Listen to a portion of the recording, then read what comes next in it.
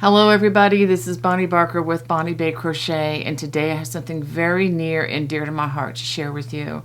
This is an Easter themed throw that I am calling On a Hill Far Away, and the central motif is the three crosses of Golgotha, which represent the hill and upon which our Lord and Savior Jesus Christ was crucified outside of Jerusalem.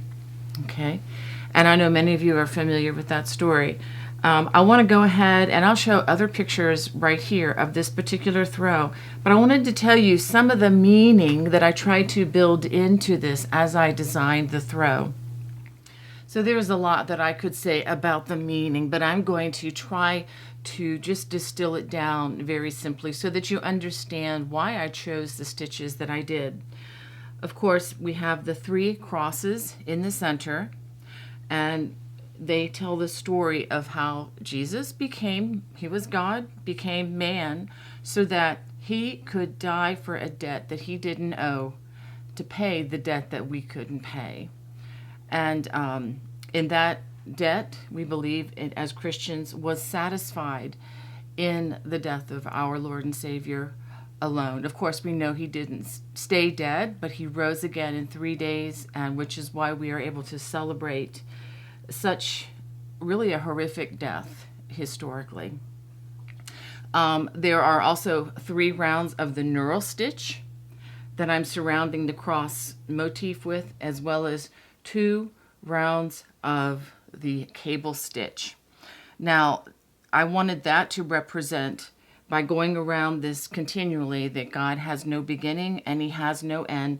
And also throughout, you're going to see the number 3 is very significant in the Christian faith for many reasons.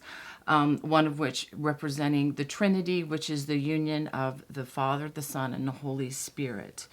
I also added the braided cables in and around the project, again, for the Father and the Son and the Holy Spirit, as God is 3 in 1. But I also couldn't help but think of how he is intertwined into our lives, for those of us who believe, and just really make us so much stronger than what we would be by ourselves. Of course, I could say much more about that. I also added the arrow stitch all the way around, going in a particular direction, and well, framed by the cables again to bring continuity to the design. But the arrow just reminds me of when Jesus says, I am the way, the truth, and the life. No one comes to the Father but through me. And he was very emphatic about that, and I really do take that to heart on a personal level. Finally, we have the Celtic weave, which is one of my favorite stitches, but I love the way it's all interwoven, and it doesn't seem to not have a beginning or an end. And again, to represent some qualities of God being infinite, omniscient, omnipresent, and omnipotent. So, and then finally, I am surrounding the entire project with a crown motif. He may have worn a crown of thorns here, for that's all that our world could really offer him, which is really a sad testimony of the condition of the human race. But the hope is that even though he wore the crown of thorns for us to die for our sins, he now sits at the right hand of God the Father, and he is wearing a crown that is beyond our imagination and is just adorned in heavenly crowns. And it reminds me of the song that we often sing in church called Crown Him with Many Crowns. And this throw is surrounded by just that, by many, many crowns. So I hope you can enjoy this with me, and maybe even perhaps use this as a meditation as we prepare for the resurrection day, Easter day. But honestly, I believe this can be enjoyed anytime throughout the year.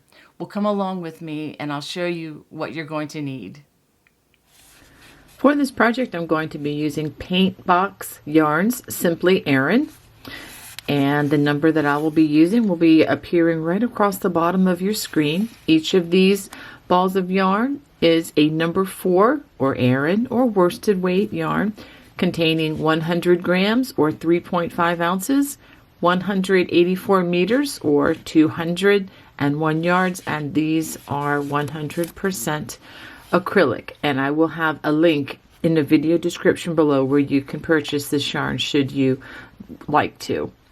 I'm also recommending that you consider purchasing this pattern so that you can get the diagram for what we're about to do. This will help you to keep track of the rows that we are working, as well as when to crochet which stitches as we crochet these 3 crosses for the center feature of this throw.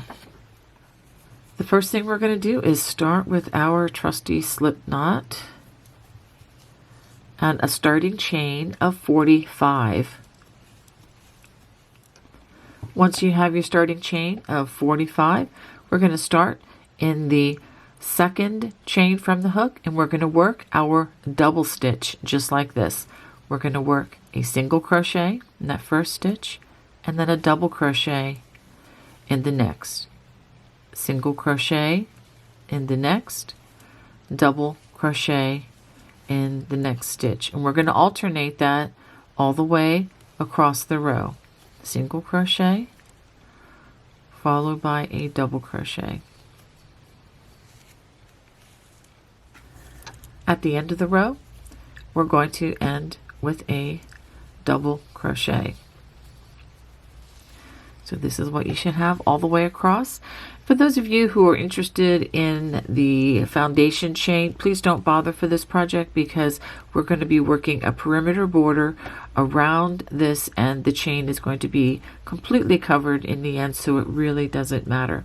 Okay, so now I'm going to turn, and the next 3 rows, rows 2 through 4, are going to be worked the same way. We're going to chain 1, single crochet in that first stitch, which should be a double crochet, and then double crochet in the next stitch, which is a single crochet from the last row. So we're making a stitch in the opposite. In other words, if it was a tall double crochet, we work a single crochet, and for the single crochet we work a double crochet. This just produces a lovely texture, and I think it's going to be beautiful for this project. So go ahead and work 3 rows just like this, rows 2 through 4, and when you get to the end, you're going to end it the same way. We're going to work a double crochet in that last stitch. So after completing the first 4 rows, which is just worked in pattern stitch, we're going to begin row number 5, and I've gone ahead and counted the number of blocks that there are, which represent stitches, the pattern stitch that we're using, which again is the single crochet, double crochet alternating. We're going to first work 9 of those stitches in pattern stitch, and then we're going to work 3 front post double crochets, followed by 8 stitches in pattern stitch, then 4 stitches in front post double crochet, 8 stitches in pattern stitch, and then 4 more stitches in the front, 3 more stitches. So it's 3, 4, and 3 on the front post double crochets where you see the blue boxes, and then again 9 stitches following that section. So let's go ahead and do that together. So we start with a chain 1, and we're going to work 9 stitches in pattern stitch, starting with that single crochet and then followed by the double crochet. Make sure that you are alternating these. I've caught myself more than once just defaulting to single crochet alone. See, how many have I? 1, 2, 3, 4, 5, 6, 7, 8, and 9. Now the base for the smaller cross, we're going to work 3 post stitches, and we're going to do it just like this. 1, 2, and 3. Now we're going to work in the next 8 stitches in pattern stitch.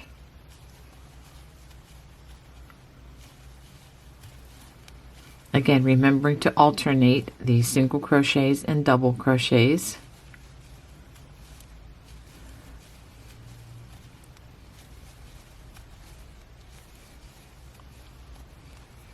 Okay, now we're going to make the base for the large cross in the center, and we're going to work 4 front post double crochets. 1, 2, 3, and 4. Now we're going to work 8 stitches in pattern stitch.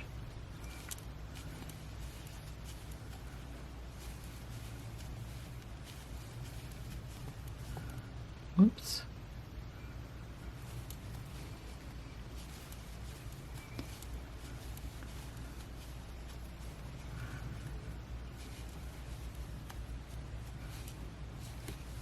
Okay, let me make sure that that is 8 stitches. 1, 2, 3, 4, 5, 6, 7, 8. Now we work 3 front post double crochets.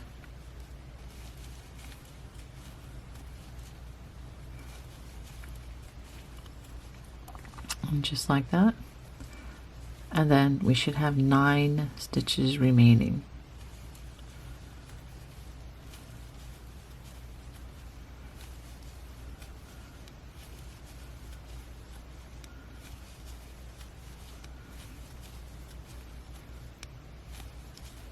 It's stitch number 8 and stitch number 9. So this is what you should have after completing row number 5. For row number 6, we're going to turn, chain 1, and again work in pattern stitch over those 9 stitches. When you get to the post stitches, just continue the pattern of the double stitch. So we have a double crochet, a single crochet, a double crochet. Just work that across, and then a single crochet. So just work that all the way across the row. Even when you get to the post stitches, just continue to alternate the double crochet, single crochet as you go across. So this is what you should have after completing 6 rows. And let's look at the chart again. So we've completed 6 rows here.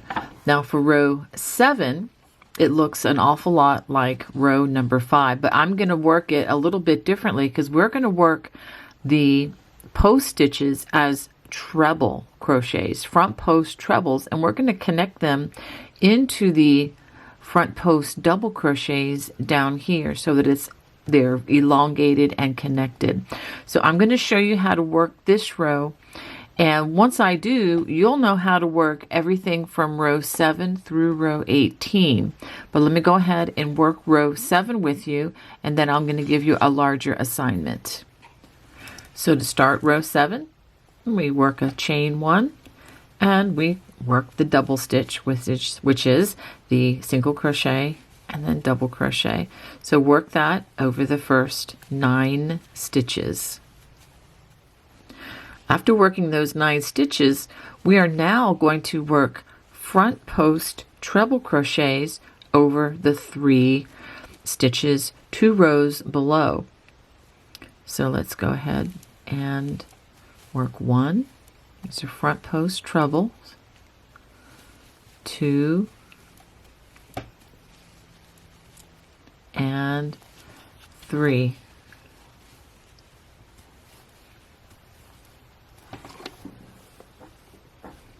Okay. After we do that, we're going to make sure that we skip 3, 1, 2, 3 that are behind us, and then we resume with the double stitch for 8 more stitches. After those 8 stitches, working single crochet, double crochet, we come to the central cross, and we're going to work 4 front post trebles, again 2 rows below. That's 1, 2, 3, and 4. Just like that. After that, we make sure we skip 4 stitches behind 1, 2, 3, 4, and then we resume with the double stitch, starting with that single crochet in that double crochet. And if you're not sure which stitch to start with, if it's a double crochet, work a single crochet. If it's a single crochet, work a double crochet, just the opposite of what you see. And it is important to count in between, because it would be very easy to add additional stitches, and you don't want to do that.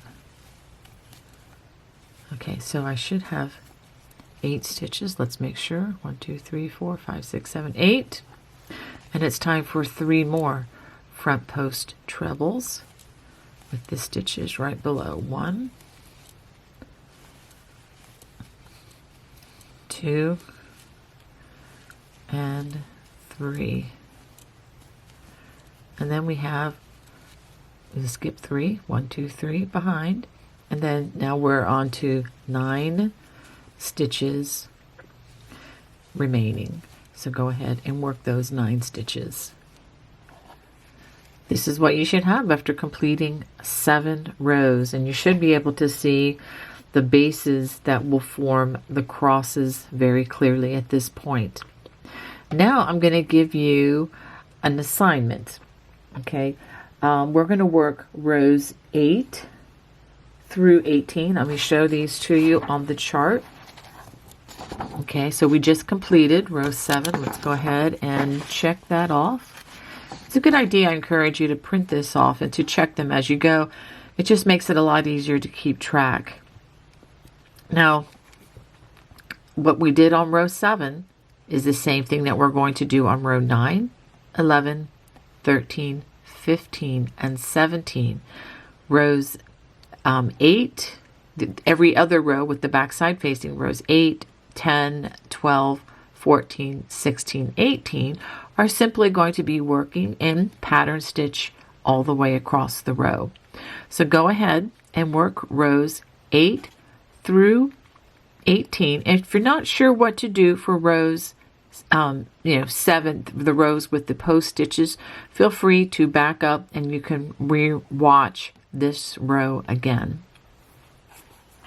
This is what you should have after completing 18 rows.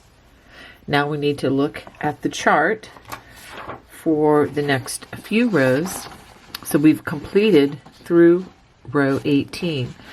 Now for row 19, we're going to work 4 stitches in pattern stitch, and then we're going to work 13 stitches as front post trebles, and then we're going to work 3 stitches in pattern stitch, 4 stitches in front post trebles, 3 stitches pattern stitch, and then another 13 stitches in front post trebles, and 4 stitches in pattern stitch. So that is going to be row 19. So let's go ahead and work that. So let's go ahead and start with a chain 1. This again is row 19, and we're going to work 4 stitches in pattern stitch,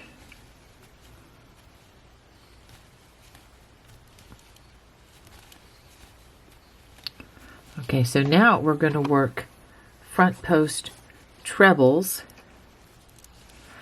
and we're going to work 5 of them before we get to these posts. So let's count from over here. 1, 2, 3, 4, 5. So the first one is going to be right here. Let's work a front post treble,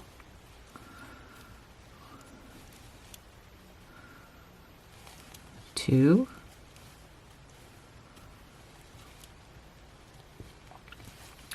three,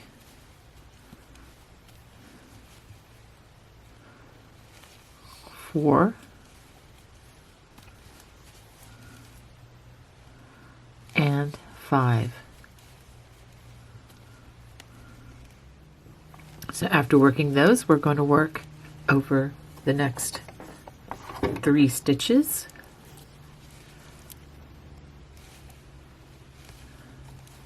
One,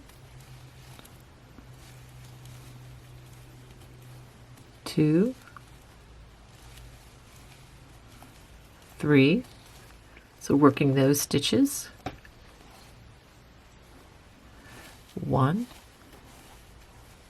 Again, be sure that we're working 2 rows down. 2,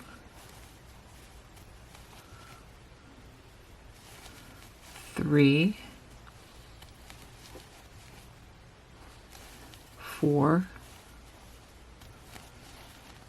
and 5. Let's pause and take a look to see that that looks somewhat even, and it does. Okay, so after working those stitches, we're going to work in the next 3 stitches. 1, 2, and 3. And now we're going to work front post double crochets over those next 4 stitches. 1, 2, 3, and 4. This is on the central cross.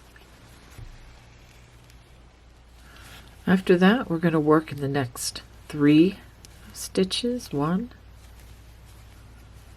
2, 3.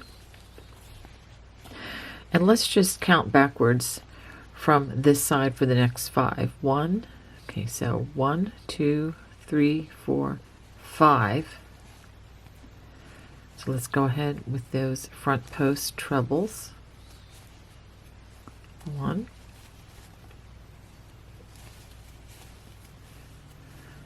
2, and I want to also say that this is really important to follow the chart. It's really easy to get confused on which stitches are which as you crochet over this. So do be sure that you check and count constantly on this so that the numbers come out accurately.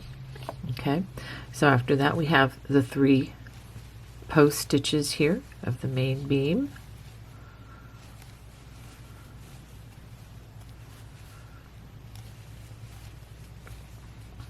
Okay, and then we have 5 more. 1, again 2 rows down, 2, 3,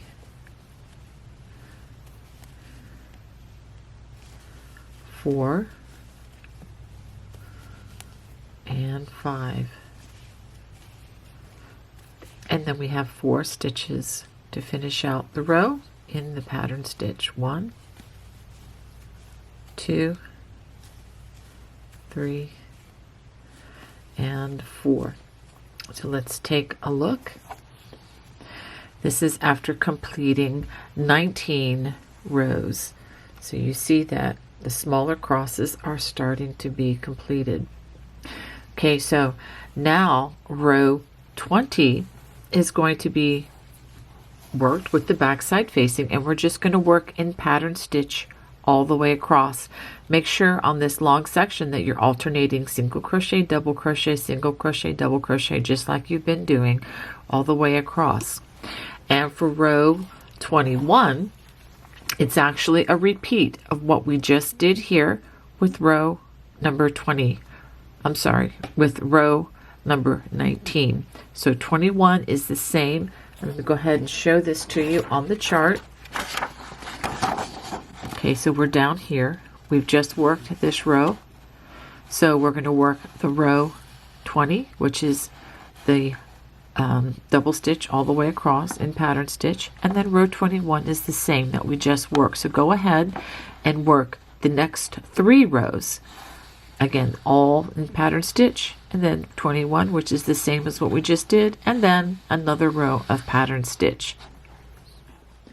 All right, I've just finished working row number 21, And I'm going to work row 22 with you because there's something special I want you to do when working behind the crossbar on each side. So I'm going to go ahead and show that to you.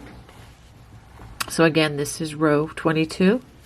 We're going to work pattern stitch and those first 4 stitches. Okay, so now there are 5. Let's go ahead and turn around and look at this again. There are 5 stitches here, and then there are 3 stitches that we're going to work in pattern stitch, and then 5 more stitches over here that make up the cross beam, and the same on this side. So what I want you to do as we're working these stitches is just work in the front loop only of these 5 stitches, and then work through both loops on the main post or the main column, and then the next 5 we're just going to work in the front loop only, and I'll show you what I mean by that as I work this with you. So for the next 5 stitches, and we're going to start with a single crochet. We'll work single crochet, double crochet,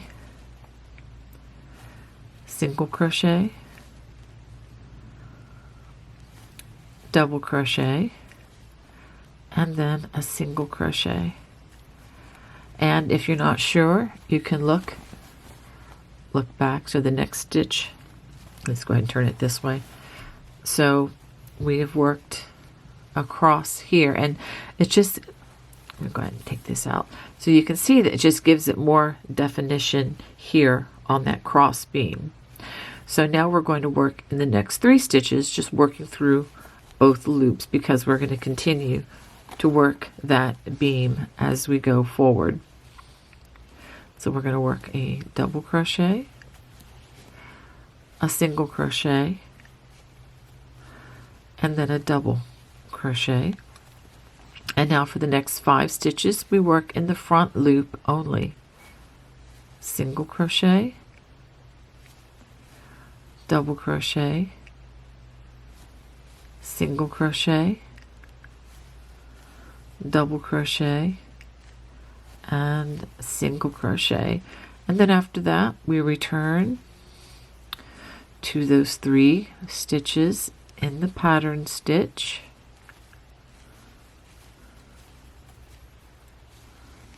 and let me just turn this to show you why we're doing it this way.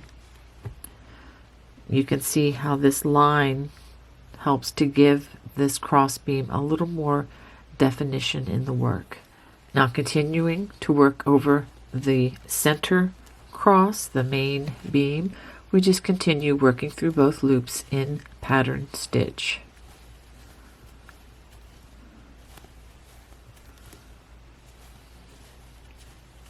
And over the next 3 stitches as well.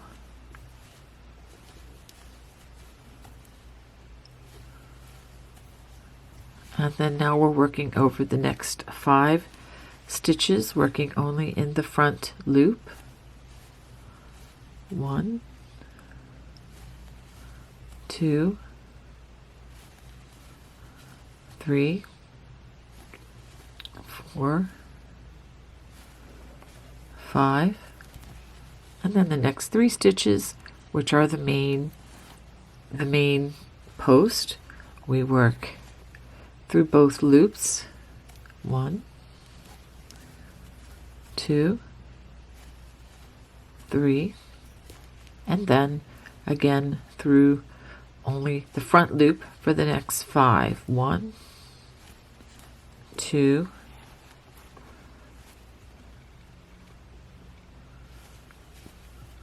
3, 4, and 5, and then we finish out the row with those 4 stitches in patterned stitch. And that ends row 22. And you can see what we have after this. All right, let's take a look at our chart again. Also be sure to check off where you are. It just makes it so much easier. Now we're going to work rows 23, 24, 25, 26, 27, and 28. And these are all the same as what we worked down here. So now for row 23, we're going to be working 9 stitches in pattern stitch, 3 stitches front post trebles, 8 stitches in pattern stitch, 4 stitches front post trebles, 8 stitches, 3 front post trebles, and then 9 stitches. And again, rows 24 and 26 are just working in pattern stitch all the way across. The only thing that's going to be different when we get to row 27, over these 3 stitches and these 3 stitches, we're going to work in the front loops only as we work row 28. All right, so make sure these 3 stitches you work in the front loop only when you're working the row 28, which is with the backside facing. This is what you should have after completing 28 rows. So both of the smaller crosses should be complete, and notice that I only worked in the front loops with when the backside was facing, so that you can see the loops on top for a little extra definition. Okay, so let's take a look at the chart again. I think it's starting to get easier. So we have completed through row 28, which is this row right here on the chart. So for row 29, we're going to work 20 stitches in pattern stitch, 4 front post trebles, and then 20 stitches again in pattern stitch. And then the row that comes after that, row 30, will just be pattern stitch all the way across the row. So go ahead and work rows 29 and 30. All right, this is what you should have after completing 30 rows. Okay, now for row 31, we're going to begin the large cross beam up here. So now we're about to begin row 31, which again, we're going to be working this 3 times, or at least in the next 6 rows, this will be worked 3 of the 6 times. So we're going to have 10 stitches and then 24 front post trebles and then 10 stitches, and then row 32 will just be in pattern stitch, across. 33 is the same as 31. It'll be easier because you'll be able to see the stitches that you connect into. So again, it's going to be 10 pattern stitches and then 24 front post trebles and then 10 stitches, and again just pattern stitch all the way across row 34, and then 35 is again a repeat of these previous rows, and then 36 is another row of just working in pattern stitch. So go ahead and work rows 31 through 36. So this is what you should have completed after 36 rows. On that last row, again, you should have worked only in the front loop on the 10 stitches here, worked through both loops in the 4 stitches that were the 4 central parts of that first beam, and then in the front loop only on these other 10 stitches, just the way we did here and here on these other crosses.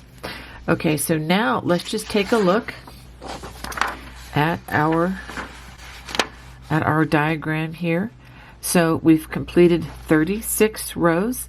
So now 37 through 48 are going to be very simple. We're going to work 20 stitches in pattern stitch, 4 front post treble crochets, and then 20 stitches in pattern stitch, followed by a row of just pattern stitch all the way across. So go ahead and work those 2 rows 1, 2, 3, 4, 5, 6 times And then the last 3 rows will just be 3 additional rows of pattern stitch, and that will take you through row 51. So go ahead and work those final rows. This is what you should have after completing those 51 rows. All right, so the central part is complete. Now we just need to do the perimeter round. Okay, so now we're ready to work the first perimeter round, and from this point on we will be working rounds. We're going to chain 1 and we're going to turn 90 degrees to work along the row ends. Again, front side is facing. Now what I'm going to have you do, there are 51 rows.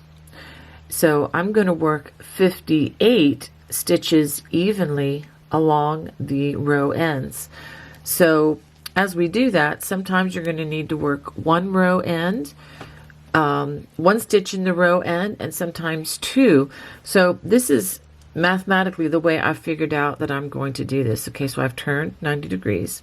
I'm going to work 1 double crochet in that first row end, and then 1 in the next. And I'm going to do this, that's 3, and then I'm going to work 1 in the next, 4, 5, and then I'm going to work an extra one here for that 6th, and then I'm going to continue. So about every 6 to 7 stitches I'm going to add an extra stitch by working 2 single crochets on the row end with a double crochet, but only about after every 6th stitch or so that I can distribute these evenly. So I'm going to go ahead and work this till I get 58 stitches evenly across. So this is what it looks like after having worked those 58 stitches evenly across. I've worked that last stitch in the same place where the foundation chain was. I'm going to chain 2. I'm going to turn 90 degrees. I'm going to work 1 stitch in that same place where the last stitch was worked at the end of that side, and I'm going to work 1 stitch in each stitch on the foundation chain, and of course we should have 44 stitches after we work all the way across. So after working those 44 stitches across that foundation chain, chain 2, turn 90 degrees and work 58 stitches evenly across the row ends, with that first single crochet being in the same place as the last single crochet of that side in order to form the corner with that chain 2. So go ahead and work those 58 stitches across the row ends, and then chain 2, and then 1 single crochet in each stitch across the top, and I will show you the join at the end of the round. And by the way, this is round number 1. At the end of round 1, we're going to chain 2, and we're going to join with a slip stitch to the very first stitch of this first perimeter round. Okay, just like that. Now we're not going to turn, we're going to continue on with another round of single crochet. We're going to chain 1, and in the same place where we joined, go ahead and work a single crochet in each stitch all the way around.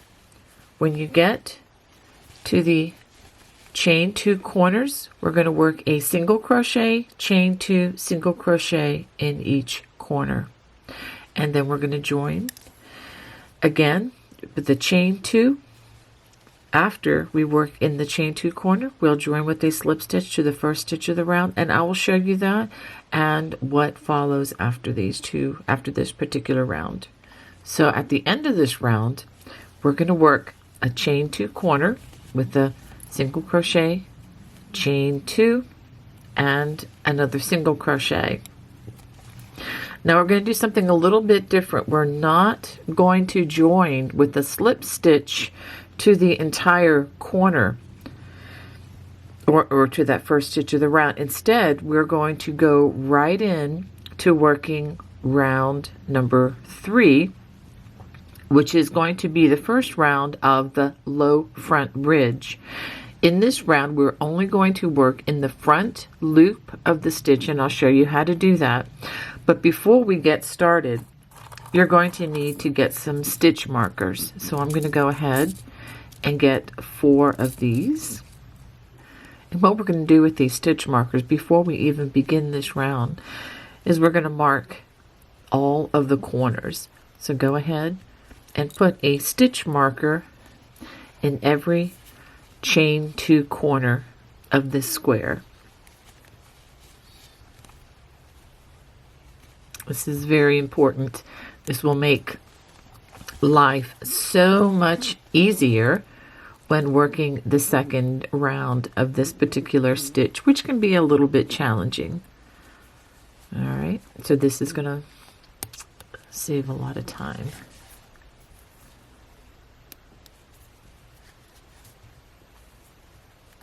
All right, and if you don't have stitch markers, you can use, small strands of contrasting color yarn, or even a leftover earring that may not have a match, or even if you have a matching pair that you don't like to wear necessarily, and if they need to be the kind that actually close, those come in quite handy, but as long as they're removable.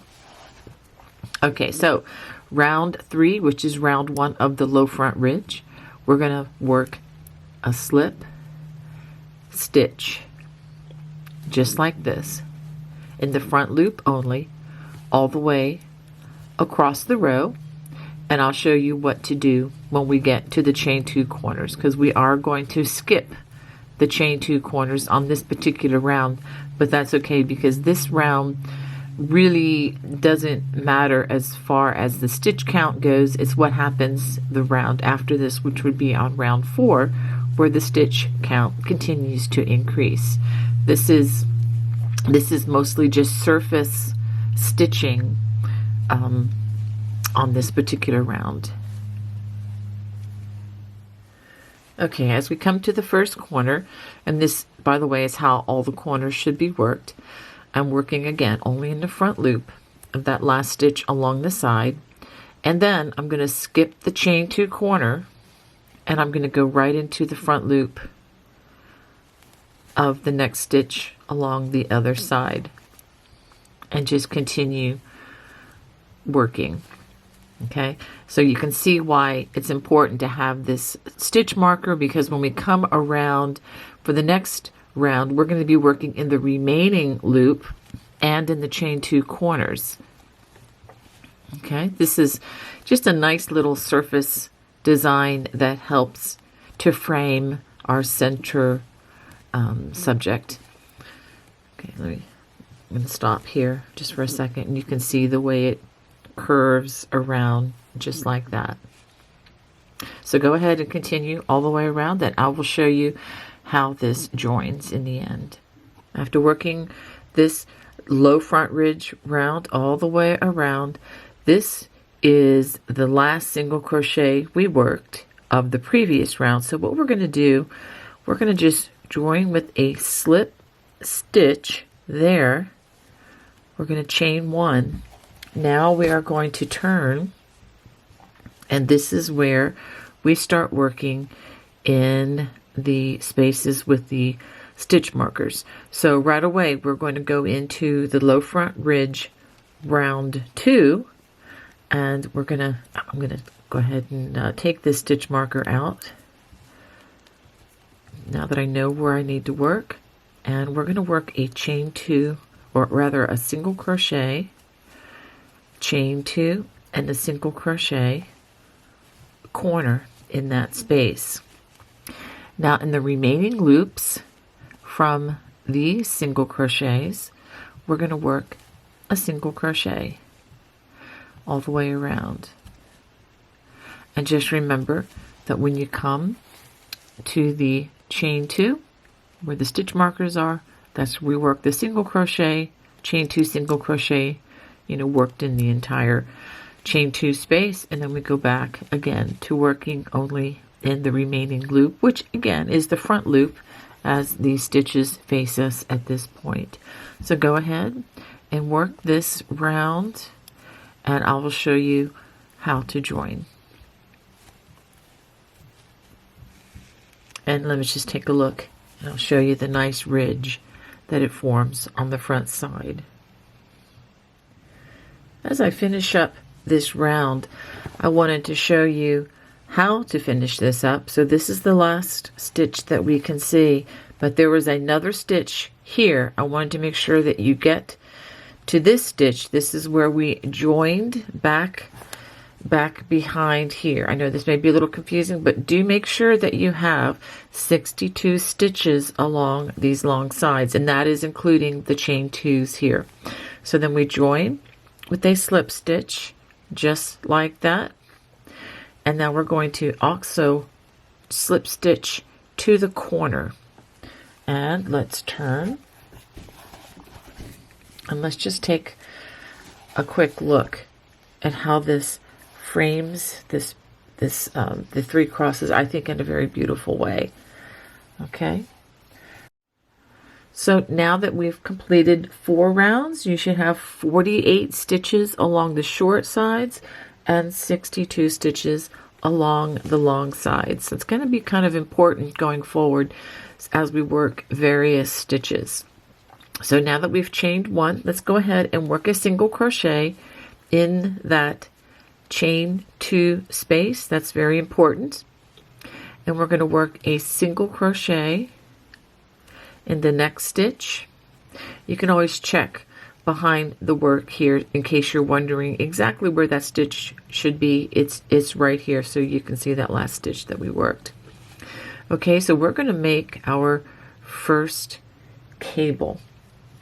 We're going to chain 3, skip the next 2 stitches, single crochet in the next stitch.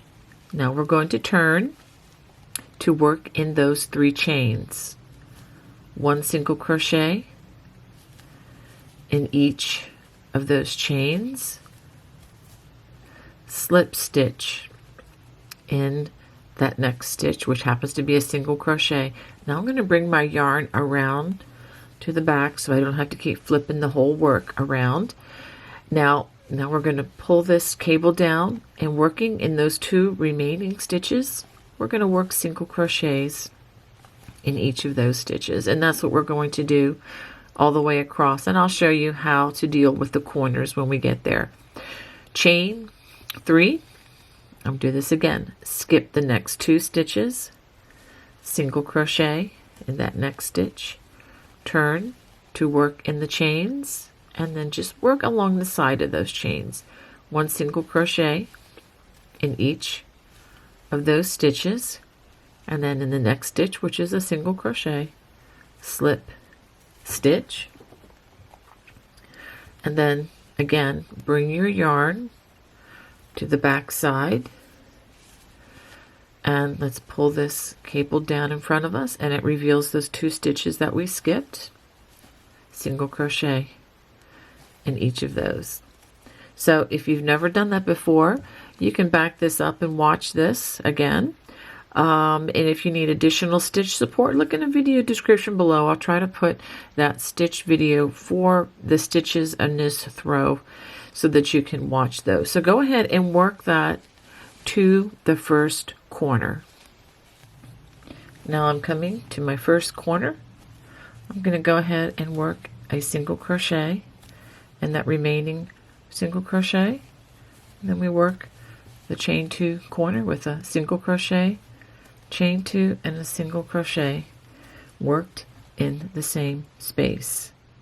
After working this all the way around, I'm going to single crochet in that last stitch, and then we come to the corner. I'm going to work 1 single crochet since we already have the other single crochet right there, chain 2, and then I'm going to join with a slip stitch to that first stitch of the round, And let's go ahead and take a look at what we have here. Okay.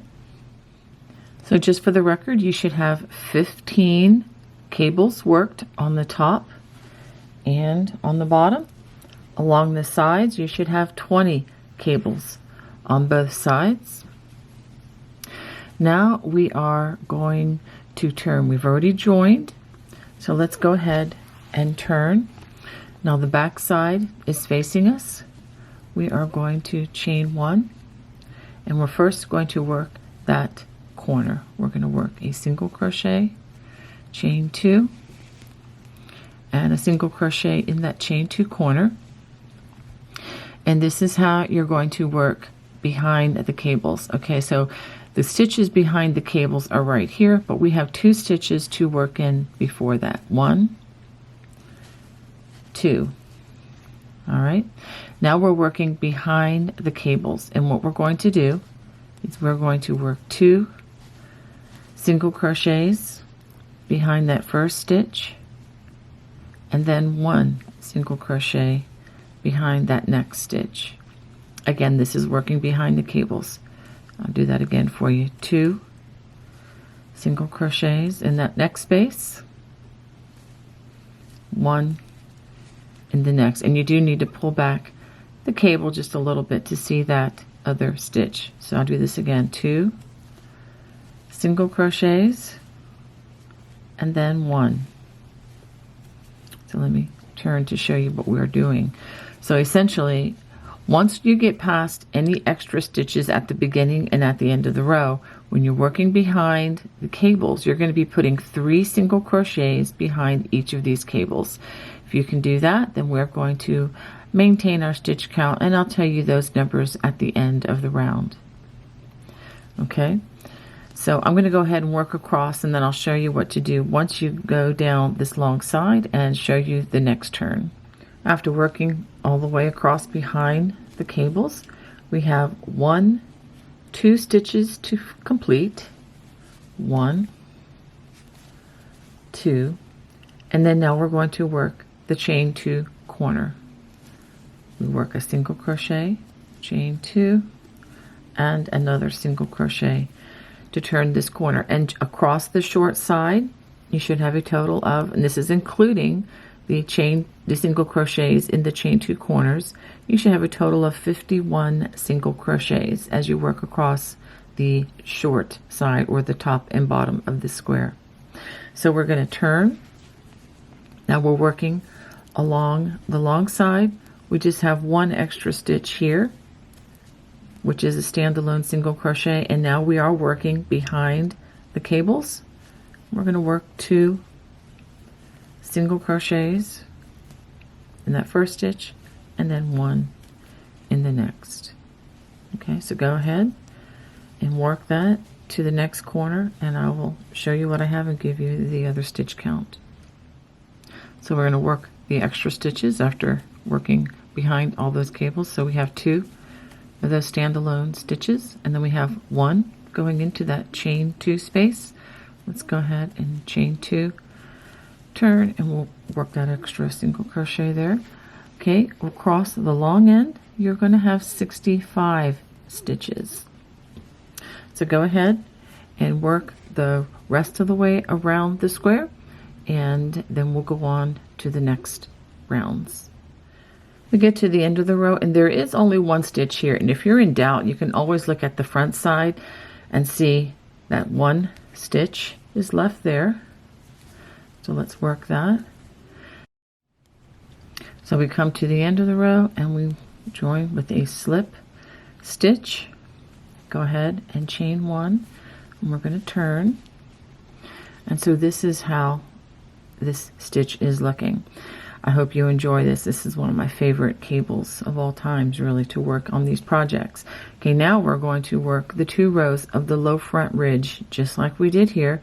We're going to work it in the round, or around the square, where we skip the chain 2 corners. So we need to go ahead and put our stitch markers back into these chain 2 corners. So now that I've added a stitch marker to all the chain 2 corners. We're ready to begin. So I'm going to just show you the beginning of this row. Okay, we're going to skip that first stitch and we're going to just work a slip stitch. Remember, working only in the front loop all the way around.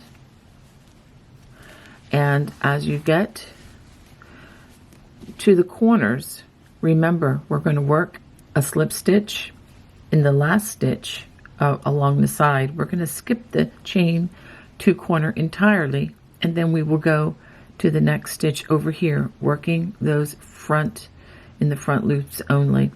And we can get away with doing this because this is not a row that increases the stitch count. It just continues it along. Actually, it has nothing to do with the stitch count. It's more of a surface decoration like this is, but it's the row that's worked after that. And I will show that to you clearly again because I understand this is a little bit tricky to work it this way. So I'll show you how to connect this at the very end of the round and how to turn and then work the second row that follows this in the low front ridge. All right, I've worked this all the way around. I'm going to skip the last corner and I'm going to work a slip stitch in that chain space just like that. And let's chain 1, and now we're going to turn. The back side is facing us, and the first thing we're going to do, there we go, is we're going to work in the chain 1 space that we've marked with our stitch marker. So let's go ahead and we're going to work a single crochet, a chain 2, and another single crochet. And we can go ahead, we could remove that stitch marker. I'll just leave it there for now. And so for every chain 2 corner, we're going to work the single crochet, a chain 2, and a single crochet. And now working only in the remaining loop, we're going to single crochet in each stitch all the way around. And again, when you come to the next chain 2 corner, you're going to, work in the entire chain 2 space there. All right, so let's go ahead and just work this all the way around. After working this all the way across, we're going to join with a slip stitch to that first stitch of the round and go ahead and slip stitch to the chain 2 corner, and then we're going to chain 1 and we're going to turn that and give you an idea of how this border is looking. All right, we're not done yet. We've got quite a bit to this particular border.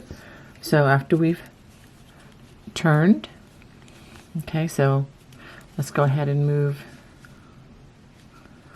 We're going to move our stitch markers in just a minute. Okay, so now we have the front side facing. We're going to go ahead and work a corner in this space with a single crochet, chain 2, and a single crochet. Okay, and let's go ahead and put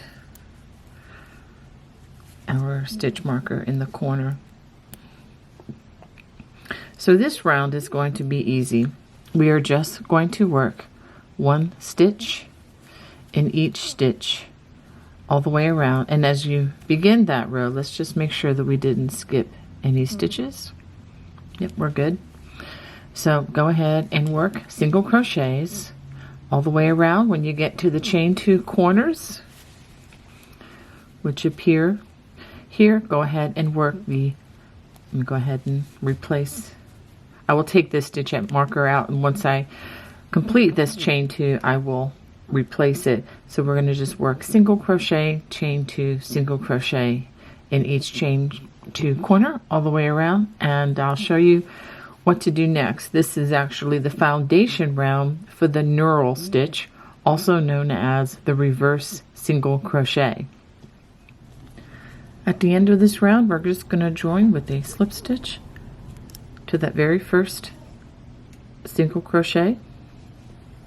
Now we're going to begin the knurl stitch, spelled K-N-U-R-L, It has several other names, two of which I can think of off the top of my head. One is the reverse single crochet and the other is the crab stitch.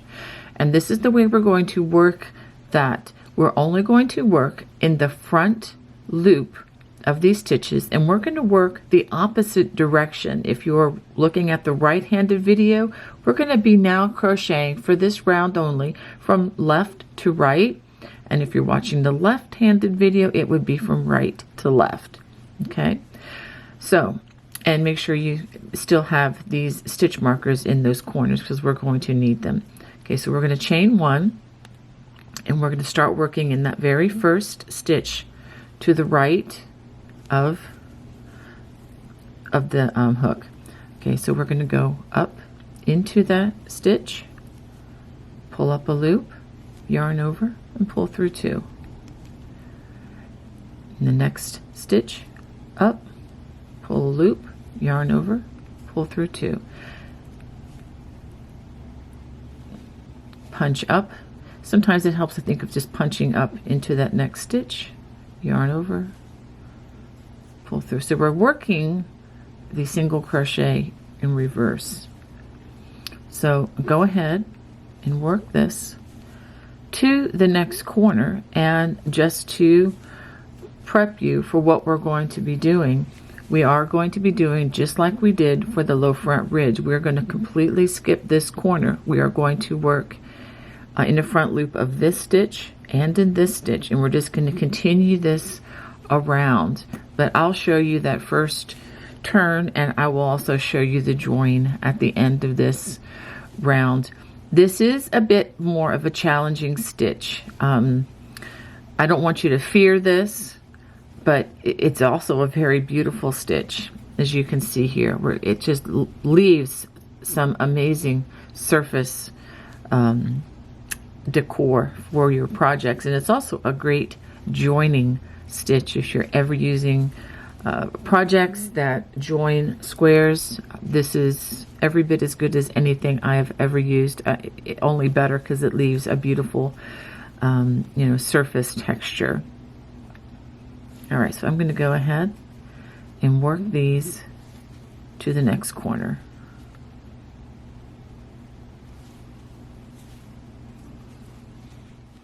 I've now come to the first corner, and I just wanted to give you a good explanation as to how to do this. Make sure that you have a stitch marker in that chain 2 that we're going to skip, so it doesn't get lost into oblivion on the next round.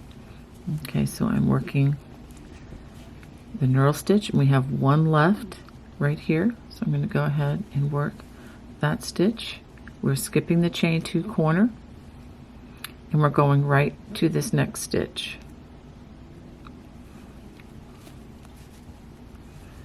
Just like that. So this corner, yes, it will be somewhat rounded as you go around the corner. Then we turn 90 degrees, and we just keep a going.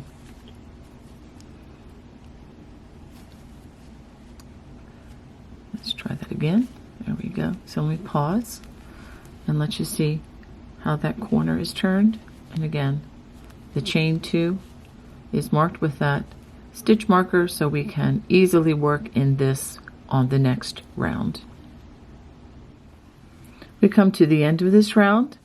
I've worked in that last stitch before the chain 2 corner, and then there's one stitch in front of the chain 2 corner, and we're going to go ahead and work this one, and then we're going to join with a reverse slip stitch just like this, and go ahead and pull that kind of taut. Now we're going to do a chain 1, and we're not going to turn. We're going to go directly into the chain 2 space, and we're going to form a corner with a single crochet, chain 2, and another single crochet, and I'm going to go ahead and I'm going to move the stitch marker because we are going to be needing these for the next few rounds. Okay, and then what we're doing with this round is we're simply working in the remaining loop. So we're just working in that remaining loop.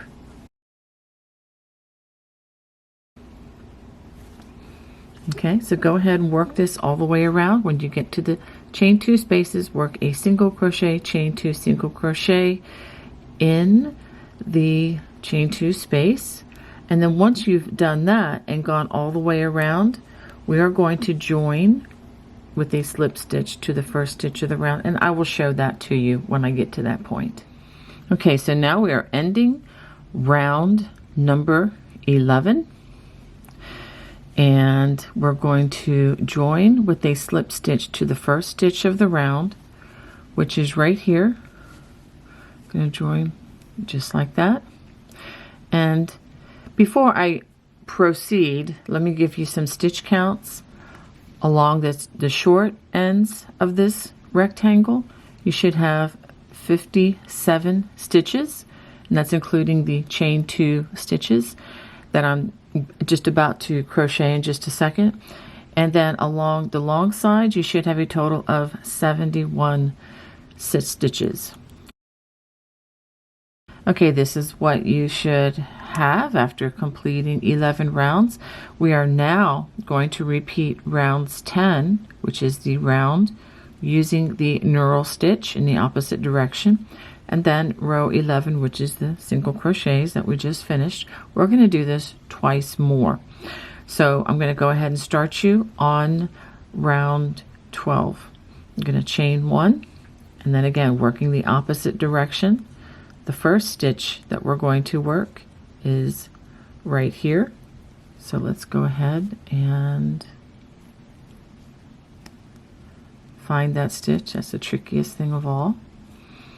Okay, and then again working in the front loop only, work that knurl stitch all the way around, followed by the round 11, or a repeat of round 11. If you need help in how I connected these, you can go look at the bottom of your screen. I'll put a little time mark where round 10 begins. So go ahead and complete rounds 12, 13, 14, and 15, where again that's a repeat of rounds 10 and 11 2 more times.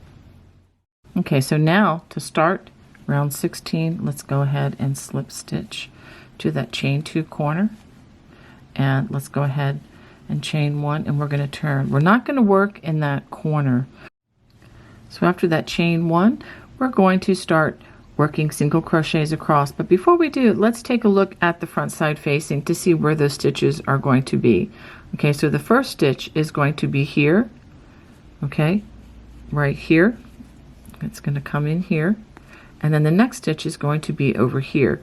This is the join, so I just wanted to make sure that we're not adding stitches unnecessarily in there. So if you work your first stitch and you're not sure, you can turn, and yes, I got that one. Okay, and then the next one is here.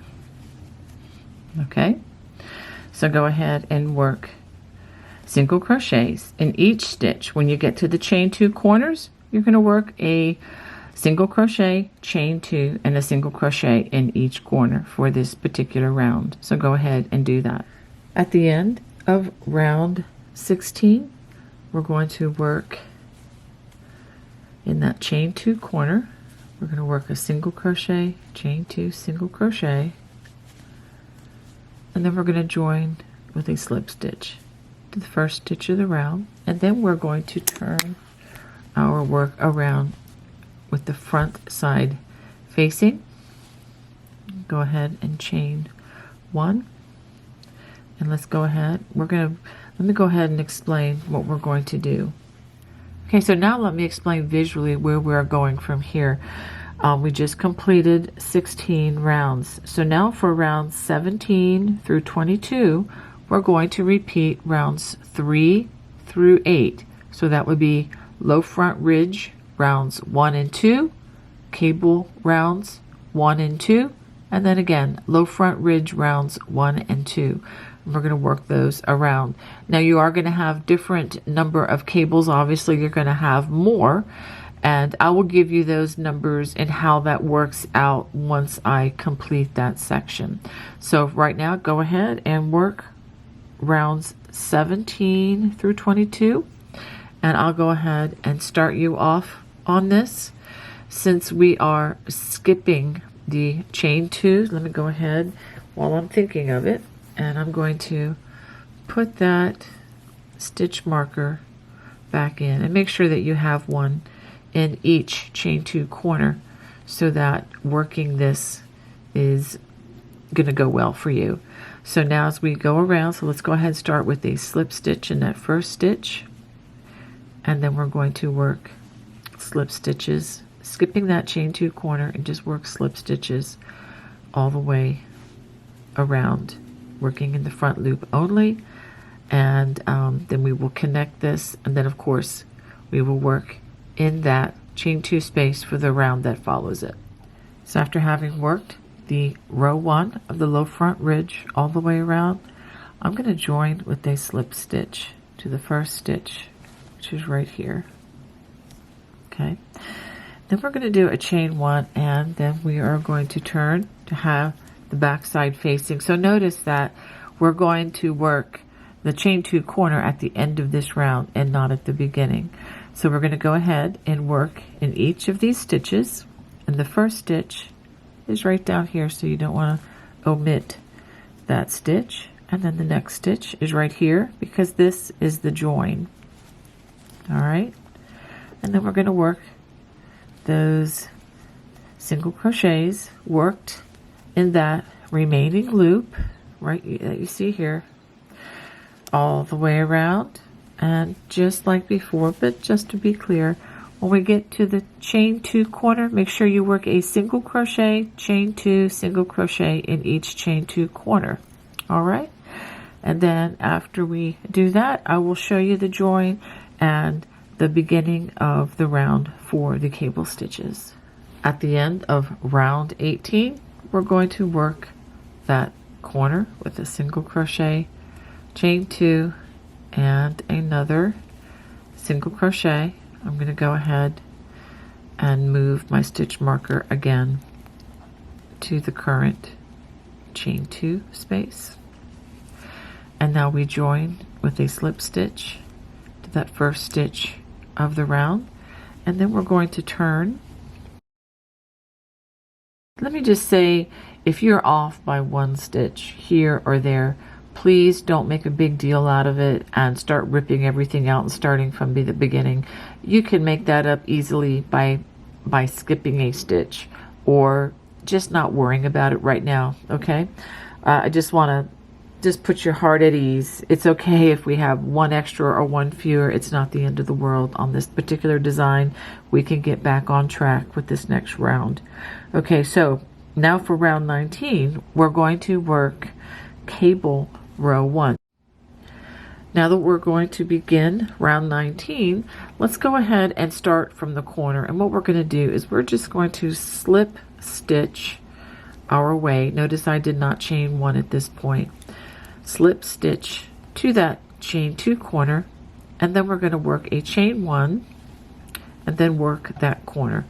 Single crochet, chain 2, single crochet, and let's go ahead and move our stitch marker faithfully.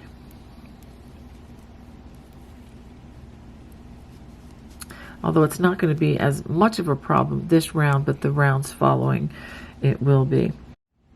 So now we're going to begin working the cables.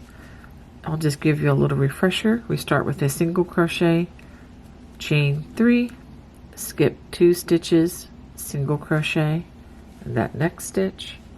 Then we turn to work in those chains, 1 single crochet in each of those chains, slip stitch, and that next stitch, and we bring the yarn to the back, and then pulling down that cable, we work single crochets in the 2 stitches that we just skipped earlier, and then chain 3, skip 2 stitches, and then we do it all over again. All right, let me go ahead and give you some more stitch counts for this round. You should have 26 cables along the long ends and 21 cables along the short ends. Okay, that does not include the extra stitches that you're going to have worked into the corners, but generally that information is really what you need the most, and that should hopefully be very helpful. This row ends by working another single crochet, and then with a slip stitch we're going to join to that first stitch of the round, which was crocheted into that chain 2 corner. All right, so like I said before, you have 21 cables across the short ends, and then you do have one additional single crochet in that corner there on that end, and 1, 2 on that end. So you really have 3 additional single crochets in addition to those cables along the short ends, and along the long ends you're going to have 26 cables with 1 additional single crochet in that corner and 1 additional single crochet in the other corner. So now we're going to slip stitch to the chain 2 corner, chain 1, and we are going to turn to work the back side of these cables. Now, like I said before, we had 2 stitches here, and if you're not sure, because we've worked the slip stitches, it can be a little confusing from the back side. You can always check the front side. So we're going to work in 2 single crochets before we reach the cables. Let's go ahead and do that. 1, 2, and now as we work behind each cable, just like we did before, I'm going to go ahead and move this out of the way.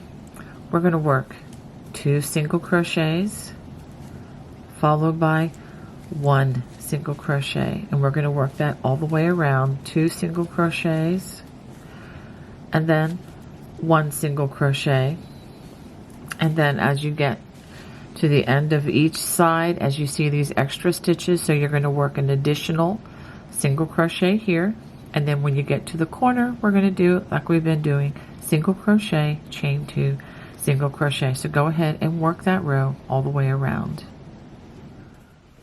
At the end of this round, which is round 20, which is also round 2 of the cable stitch, let me show you what we've done here. We've worked a single crochet, chain 2, single crochet in that turning chain where that stitch marker was located, and then we're going to join with a slip stitch to the first stitch of the round. And let's go ahead and we are going to turn. So let's take a look at the front side again, particularly at the border that we're focused on right here. So we've turned, and now we're looking at the border. This is after 20 rounds, and let me give you the stitch count. We have 82 stitches along the long sides, and we should have 68 stitches or single crochets along the short ends of this. Now we have 2 more rounds before we majorly change to another stitch. So I'm going to go ahead and start you on this. Again, we're just going to work rows 1 and 2 of the low front ridge, and we're going to chain 1. We're going to slip stitch to that first, or the last stitch actually, along this side. Let's go ahead and move our stitch markers so that we're good to go for round 2. And then again, we're going to skip that chain 2 space, and then we just go on working in the front loop only, working those slip stitches. So let me just give you some information just to talk you through this. If you need to, you can back this up and look at how we did the join down here, but we're basically going to join with a slip stitch to the chain 1 of this round, chain 1, turn, and then we are going to work in the remaining loop. Again, you'll be working in the front loop, but it's actually the back. Just work in the remaining loop as you go around, and making sure that you work those chain 2 corners. Again, if you want, I can just give you a little time marker. You can just back this up and look at this. As we come to the end of round 22, this is the second row of the low front ridge. I've worked my corner with the single crochet, chain 2, single crochet in the chain 2 corner, and we're going to join with a slip stitch to that very first stitch of the round. And let's see where that stitch is, just to confirm. Yes, it's right here, right here. So let's go ahead and join with that slip stitch. Okay, and then we're going to turn. So at the end of this round, let me give you this stitch count. We have 84 stitches along the long side and 70 stitches along the shorter sides. We're now going to begin round 23, and this is where we begin the braided cable. So in order to do that, we need to get away from this corner. So what we're going to do, we're going to work a chain 1, and then we're going to slip stitch and that stitch, and then we're going to slip stitch to the corner. Now the corners are going to be a bit different. I'm going to take the stitch marker out. They're going to be taller and they're going to have more stitches because of the height of the stitches that we're going to work on this round. So now to begin round 23, we're going to chain 2, and this chain is going to count as a double crochet for this particular round. And then we're going to work another double crochet, and then we're going to chain 2, and we're going to do that again. Actually, we're going to work 2 double crochets. All right, just like that. Now we're ready to begin. Now the way we begin this is going to vary depending on whether you're working along the long side or along the short side. When working the long side, and this is specifically for round 23, what we're going to do is we're going to immediately start working the braided cable. Now when we work along the shorter sides, we're going to work 2 double crochets before beginning the braided cable pattern. And this is all because of math. This is all because of the numbers that we're working with, since this stitch is a multiple of 6. So what we're going to do is we're going to skip the first 2 stitches, and the next 2, you notice I've prepared for a front post treble. We're going to work front post treble around the next 2 stitches. And yes, you can work these around short stitches, just the way I'm doing here. All right, now working in front of these 2 stitches, we're going to front post treble in the 2 stitches that we just skipped. 1, and this does get easier once we're working with all tall stitches. And then the second stitch is right here. And we're going to front post treble in the next 2 stitches. And this will complete the 6 stitch motif, or the 6 stitch repeat. Okay, and I know that does not look anything like a braid right now, but once we work several more rows, it certainly will. So we're going to work this all the way across until we get to the next chain 2 corner, and I'll show you what to do there. Okay, so I'm going to do the braided cable again. Skip 2, front post treble, that's the tall stitch, in the next 2 stitches,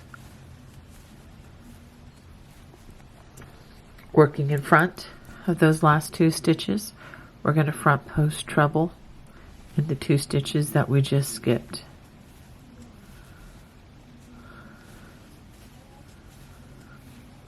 Then we front post treble in the next 2 stitches.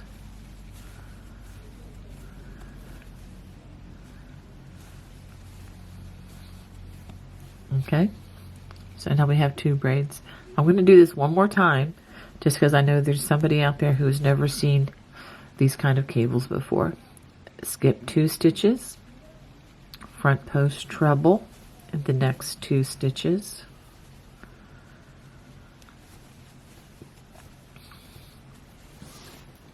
Working in front of those last 2 stitches, we're going to front post treble in the 2 stitches we just skipped.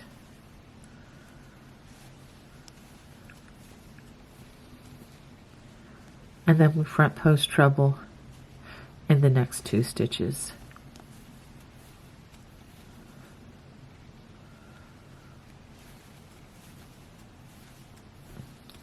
Just like that. So go ahead and work that until you get to the next corner. After working this all the way across the row, you should have come out even on the stitch count. And so now we've come to the chain 2 corner. Let me go ahead and remove my stitch marker. And we are going to work in that chain 2 corner 2 double crochets, chain 2, and then we're going to work 2 more double crochets to form that corner. Now, like I said before, because of the multiples involved along the short side, we're going to work 2 double crochets at the beginning, and then we're going to resume the cabling pattern. So skip 2 stitches, front post treble in the next 2, working in front of those last 2 stitches. We're going to front post treble in the 2 stitches we skipped.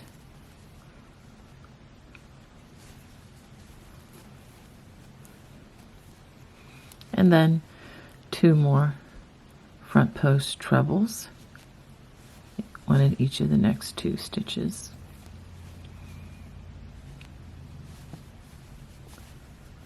Okay, so what we're going to do is we're going to work this across the short side, and before you get to that corner, you should have 2 leftover stitches. So we're going to work double crochet, and then in the chain 2 corner, you will work your 2 double crochets, chain 2, 2 double crochets, and then you're going to turn, and then we're working along the long side again, where you just go right into working the braided cable stitch using all the stitches along the side. Okay, so go ahead and work this all the way around, and don't forget when you get to the other short end that you must work 2 double crochets at the beginning and at the end of the way across that side. We come to the end of this round, and as I mentioned before, we worked 2 additional double crochets, and we're going to join to the top of this turning chain right here with a slip stitch, and like I said, this does count as a stitch. Now we're going to slip stitch to the chain 2 corner before turning. We're going to chain 2, and we're going to turn to work with the back side facing. Okay, so after turning, I have that chain 2. This will continue to count as a stitch while we work the braided cable. So what we're going to do now is we're going to work over the 2 stitches that were the corner of the previous round.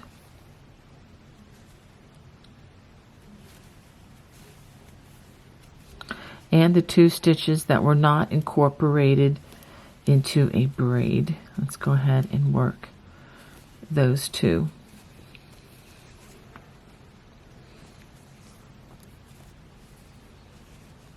Okay, so now we're going to skip the next 2 stitches, and this is working with the back side facing us.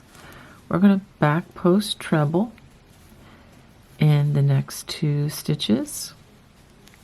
This is also round 2 of the braided cable. Working in front of these 2 stitches as seen from the front side, okay, we're going to work a back post treble here and then here. So I'll go ahead and work the first one. And the second one. Okay, now we have 2 more stitches, these 2. We're just going to work back post trebles around these as well.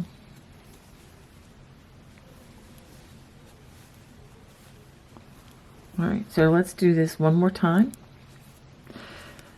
So we're going to skip the next 2 stitches, back post treble in the next 2 stitches, working in front of these 2 as seen from the front side. Those are the key words there, as seen from the front side. We back post treble in those 2 stitches that we skipped, and then we back post treble in the next 2 stitches.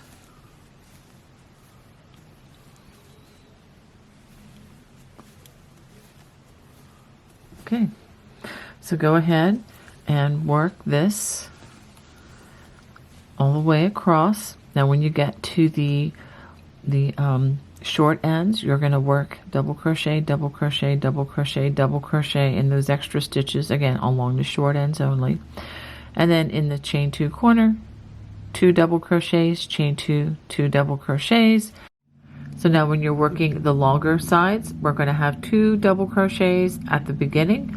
Then you're going to work over those 14 braids, just like I showed you, and then you'll have 2 more stitches at the end to make sure again you work the chain 2s in the same way, 2 double crochets, chain 2, 2 double crochets. So go ahead and work round 24. At the end of this round, we're going to join with a slip stitch to that first of the chain 2s.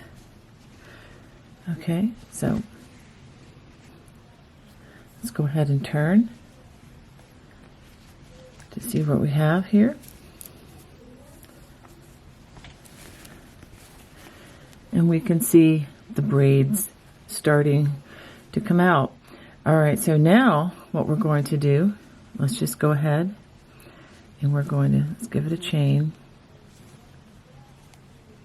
and slip stitch to the corner.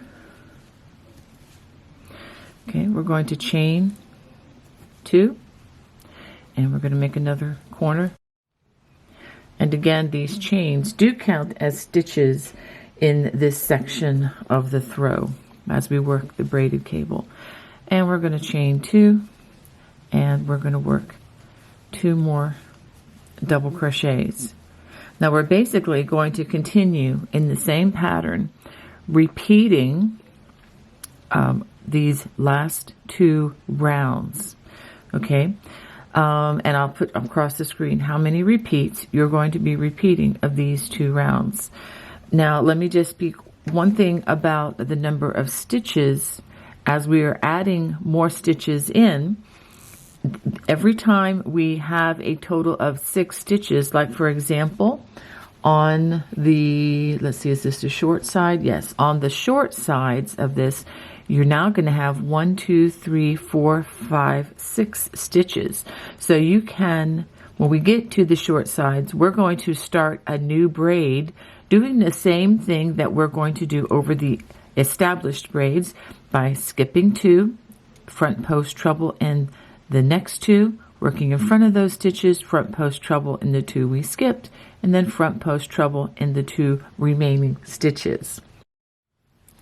So at the end of this round, instead of 11 braids on the short sides, we're going to have 13. Okay, we're not going to add any additional on this round, but 2 rounds later, we will have an additional, an available 6 stitches to work a new braided cable. But in the meantime, since we only have 4, so we're just going to work double crochets in those 4 stitches.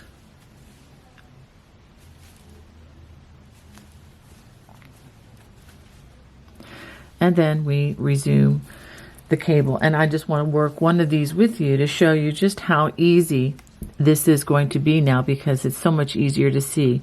Skip 2 stitches, front post treble in the next 2 stitches, Working in front of those 2 stitches, we're going to front post treble in the 2 stitches that we skipped, and then 2 front post treble in the next 2 stitches, hiding a little bit behind those stitches, but you should be able to see them. Okay, so now we see it is looking more and more like a braid. So go ahead and work this round, and remember, when you come to the corners, we're going to work 2 double crochets, chain 2, 2 double crochets. As I come to the end of this round, we're going to join with a slip stitch to that turning chain, just like that. Now we're going to slip stitch to the chain 2 corner. Before I do that, I want to show you how I worked those beginnings of another braided cable over the 6 stitches that were available. Okay, so for the next round, we're going to turn, and you notice that we do have 6 stitches available on the long sides to add a braid on both ends of the long side, bringing the braid count up to 16 for those. All right, so let's go ahead and turn.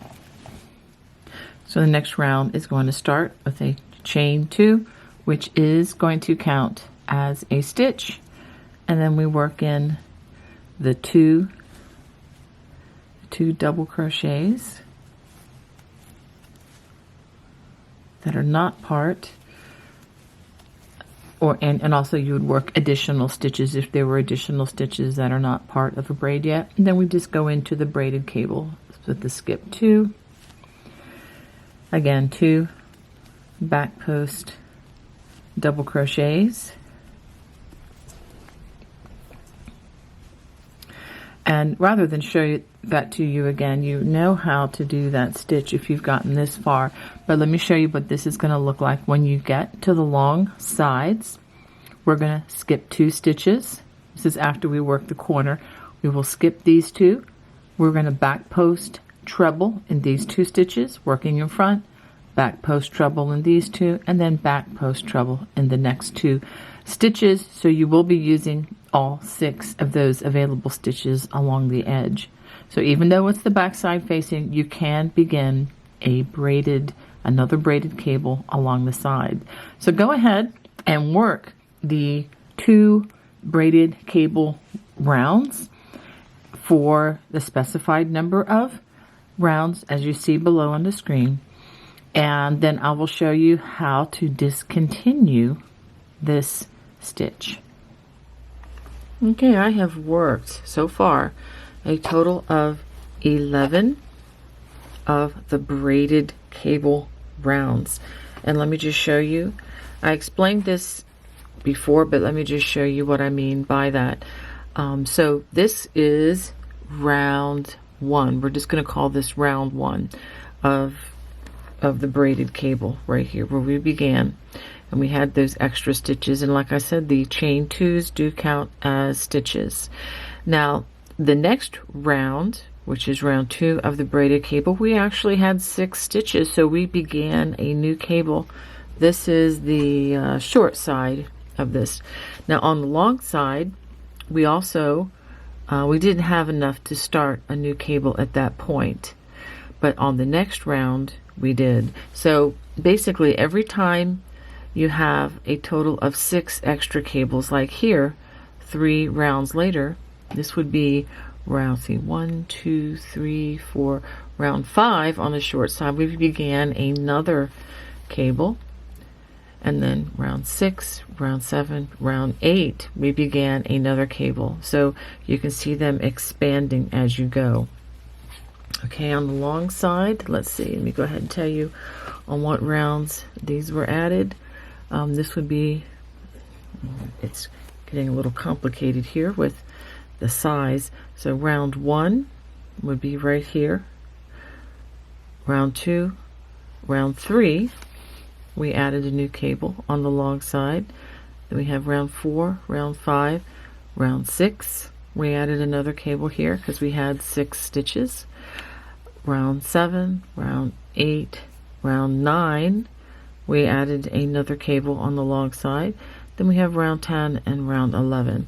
Now we're going to work the final round, which is round 12, but first, like we've been doing, we need to slip stitch to the chain 2 corner.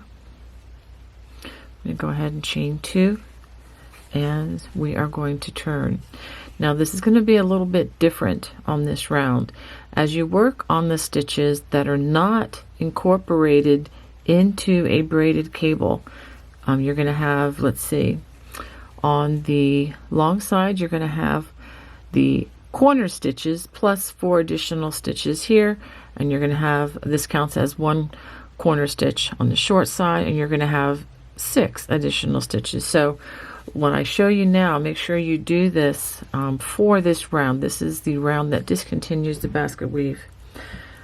So we are going to use half double crochets worked into these extra stitches. Okay, so there's one there, a little bit thicker because we're working through those slip stitches, and then another one here,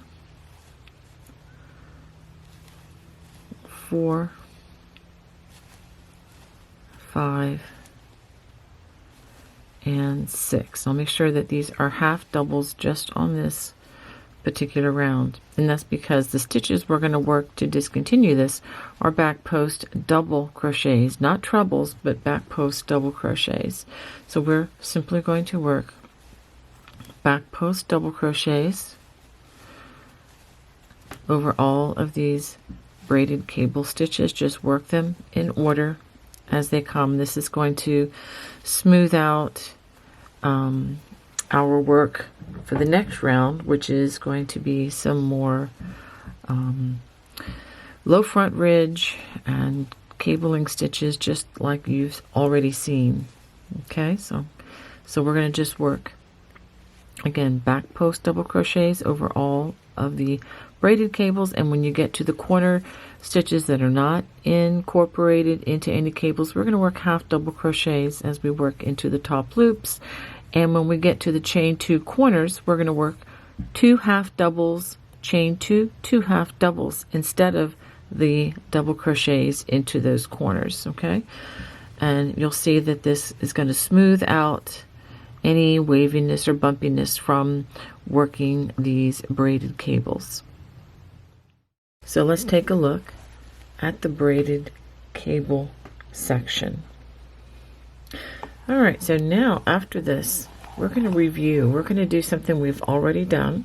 We're going to go back and we're going to work 2 rounds of the low front ridge again, 2 rounds of the cable stitch, and then 2 rounds of the low front ridge once again. Okay, and if you want to look across the bottom, I'll tell you how many cables will be across the short side, and then the second number will be how many cables are across the long side of the throw, just in case you needed to know that information. All right, so go ahead and work the next 6 rows, which would be rows 1 and 2 of the low front ridge, 1 and 2 of the cable stitch, and then 1 and 2 again of the low front ridge. So go ahead and work those, and then I will show you a new stitch after that. This is what you should have after completing 40 rounds. Let me go ahead and give you some numbers. On the short side, you should have a total of 39 cables. On the long side, you should have a total of 44 cables. All right. Okay, now we are ready to begin the rounds with the arrow stitch, but before we do that, let me just clarify some stitch counts for you up until this point. For rounds 37 and 38, which were the cable rounds, you should have at the end of round 38 39 cables on the short side, 44 cables on the long sides, and a total of 123 stitches on the short side, 137 stitches on the long side when you work the second row of the cable. After completing rounds 39 and 40 of the low front ridge, you should have a total of 125 stitches on the short side, 139 stitches on the long side. So I've gone ahead and I've slip stitched to my corner as we begin the arrow round. I'm going to chain 2 because this is a taller stitch, so this chain 2. Now if you want to make it a chain 3 and you're more comfortable with that, you certainly can, but I like the chain 2s, and this will count as a stitch in these rounds. So we have 1 stitch there, which is serving as a double crochet, and then a second double crochet, chain 2, and we're going to do 2 more double crochets worked into that chain 2 space. So now let me just clarify something. When working along the long sides, go ahead and work a double crochet in that first stitch. Okay, this is not a part of the arrow stitch. And again, this just has to do with the math and everything and the way that this works itself out. When you work along the short ends, you will not have to make a stitch in that first stitch. Okay, and once we work across the end of this row, you're going to have 2 extra stitches at the end. Just simply work double crochets in those stitches before the corner.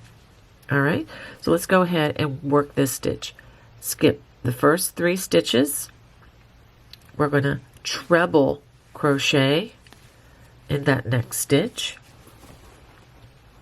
Now working behind the treble crochet, we're going to work double crochets in each of these stitches that we just skipped.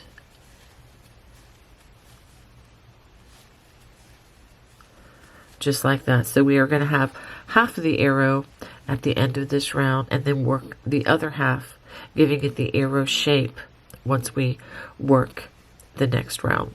Now we're going to skip the next 3 stitches. Front post treble in the next stitch, working behind that treble, work double crochets in each of those 3 stitches we skipped. I'm stating the obvious here, but again, this is the long stitch, the treble stitch, and then the shorter double crochets worked behind that treble stitch. Let me do this for you one more time. Skip the next 3 stitches, treble crochet into that next stitch, working behind that treble crochet, double crochet in each. Let's make sure I get the hook in the right place. Each of those stitches behind the treble crochet. So work this again along the long side. You will have approximately 2 stitches, and if you have an extra stitch, don't worry about it too much. There should be about 2 stitches at the end of this before you get to the chain 2 corner. When you get to the chain 2 corner, work 2 double crochets, chain 2, 2 double crochets, and then immediately go into the arrow stitch. Okay, as you work the other side, you may have 1 extra stitch on the short side that you have to fill in before the corner, but go ahead and work this around, and I will show you the connection at the end of the round. At the end of round 41, which is also round 1 of the arrow, we're going to join with a slip stitch to that chain 2. So now we're going to slip stitch our way to the corner once again. Now before I do the chain, let me just state that we're going to have 1, 2, 3 stitches to work double crochets in that are not part of the arrow. So wherever you have the extra double crochets, like for example you have 3 on this side as well, make sure that you work double crochets in those spaces. All right, so let's go ahead and turn, and this round will have the back side facing us.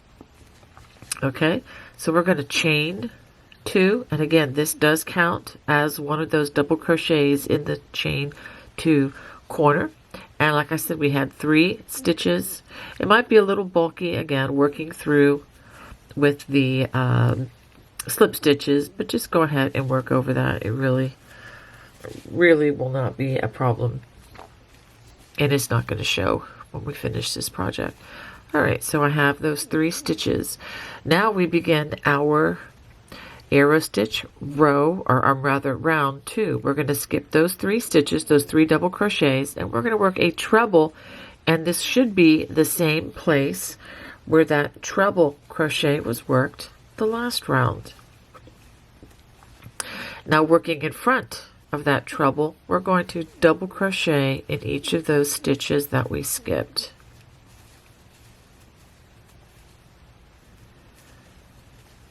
Alright, so that is an arrow completed. So let me go ahead and do the next one for you. Skip the next 3 stitches, treble crochet in that next stitch, and again it's the same stitch where this treble was. It's the same top loops as that one. And then double crochet working in front of this stitch because the texture is facing away from us. We work double crochets in each of those 3 stitches that we had just skipped. Alright, so let's stop and take a look. This is what it looks like from the back side. When we turn it around, we see the arrow, so we can see the direction of the arrow. And I love adding this particular design to this throw because Jesus says in the scriptures, I am the way and the truth and the life. No one comes to the Father but through me. He's pointing to himself. As he is the way, he is directionally the way. So I wanted to include the arrows to symbolically represent that as well. So go ahead and work this all the way around. Again, the back side will be facing. When you get to the chain 2 corners, we're going to do the 2 double crochets, chain 2, 2 double crochets, and I will show you how this works out and connects up at the end of the round. After working this all the way around, I've come to the chain 2 corner. I've worked 2 double crochets, chain 2, and 1 double crochet, and I'm going to join to the chain 2, which again serves as a double crochet. So let's go ahead and turn. And we can see the beautiful arrows. Alright, so now we're going to chain 1 and we're going to slip stitch our way to the chain 2 corner. Now we're going to work a round of just single crochets, and so in order to do that we're going to start with the corner, which is the single crochet, chain 2, single crochet, just 1 at this time, and then just work single crochets into each stitch all the way around. When you get to the chain 2 corners, work a single crochet, chain 2 single crochets in the corner. At the end of this round, we're going to join with a slip stitch to the first stitch of the round. Go ahead and slip stitch to that chain 2 corner. We're going to chain 1 and we are going to turn. So after we work this round that I'm going to show you, we're just going to end by working the chain 2 corner. Okay, so now we want to be careful. We're going to be working single crochets going the other direction. We have one stitch here. Actually, we can just use these loops for that stitch. 1, 2. Just make sure that you don't add an extra stitch in here with the chain 1, or rather the slip stitch. So we're going to work 1, 2. Go ahead and work single crochets all the way around. And just like we've been doing, when you get to the chain 2 corner, work a single crochet, chain 2, single crochet. After working the single crochets all the way around for the second time, we're going to work the corner in that last chain 2, single crochet, chain 2, single crochet, and then join with a slip stitch to that first stitch of the round. Let's go ahead and turn and take a look at our progress. Okay, after turning, this is what you should have after working the 2 rounds of the arrows and then 2 additional rounds of the single crochet. Now I'm going to give you a large assignment and I'll get back to you on the numbers. We're going to go back and we're going to work 2 rounds of the low front ridge, or work round 1 and round 2 of the low front ridge, round 1 and round 2 of the cable stitch, and then round 1 and round 2 again of the low front ridge, so that we have this section framing on this other side as well. I'm going to go ahead and just get you started on this low front ridge because I know it can be a little tricky. We're going to chain 1. Go ahead and slip stitch in that first stitch. We're going to skip the corner, and let's go ahead and be sure that we have all of our corners marked with a stitch marker, a stitch holder, because it's going to help greatly on round 2. And then again, we just working in the front loop only, continue with those slip stitch all the way around for round 1 of that low front ridge. So should you need stitch support on how to do this, again, I'll go ahead and put a time mark right across the bottom of the screen for rounds 35 through 40. Just keep in mind that the number of cables will be a little bit different, and I'll put right across the bottom how many cables, I'll put it right there now, how many cables you should have on the short and the long sides for those rounds. So go ahead and complete those next 6 rounds. This is what you should have after completing 50 rounds. Now we ended the last round with the low front ridge. Now before I give you the next directions, let me give you the stitch count. You should have 144 stitches along the short edges and 158 along the long edges. So we're going to go ahead and begin round 51 with a chain. We're going to slip stitch our way to the chain 2 corner, chain 2. Again, this stitch does count as a double crochet, and then we're going to work a double crochet, chain 2, and we're going to turn 90 degrees to work along the long side. We're going to work 2 more double crochets into that corner, and let's go ahead and take the time to move our stitch marker. There we go. That's just a great reminder to have in case we get confused. Okay, now I'm going to give you slightly different directions for whether you're working along the long side or the short side. If you're working along the short side, I'm just going to have you just begin the Celtic weave. All right, that's for the short side because you have 144 stitches, which is a multiple of 4. You don't have to add any extras in. Now along the long side you have 158 stitches, so you're going to have 2 stitches extra. So that to distribute those evenly, we're going to work a double crochet in the first and the last stitch along the long edges. Okay, so now we're going to begin the Celtic weave, and the way we do this is we're going to skip 2 stitches, and then working around the body of the next stitch, we're going to work a front post treble crochet, and in the next stitch as well. So we're working 2 front post trebles.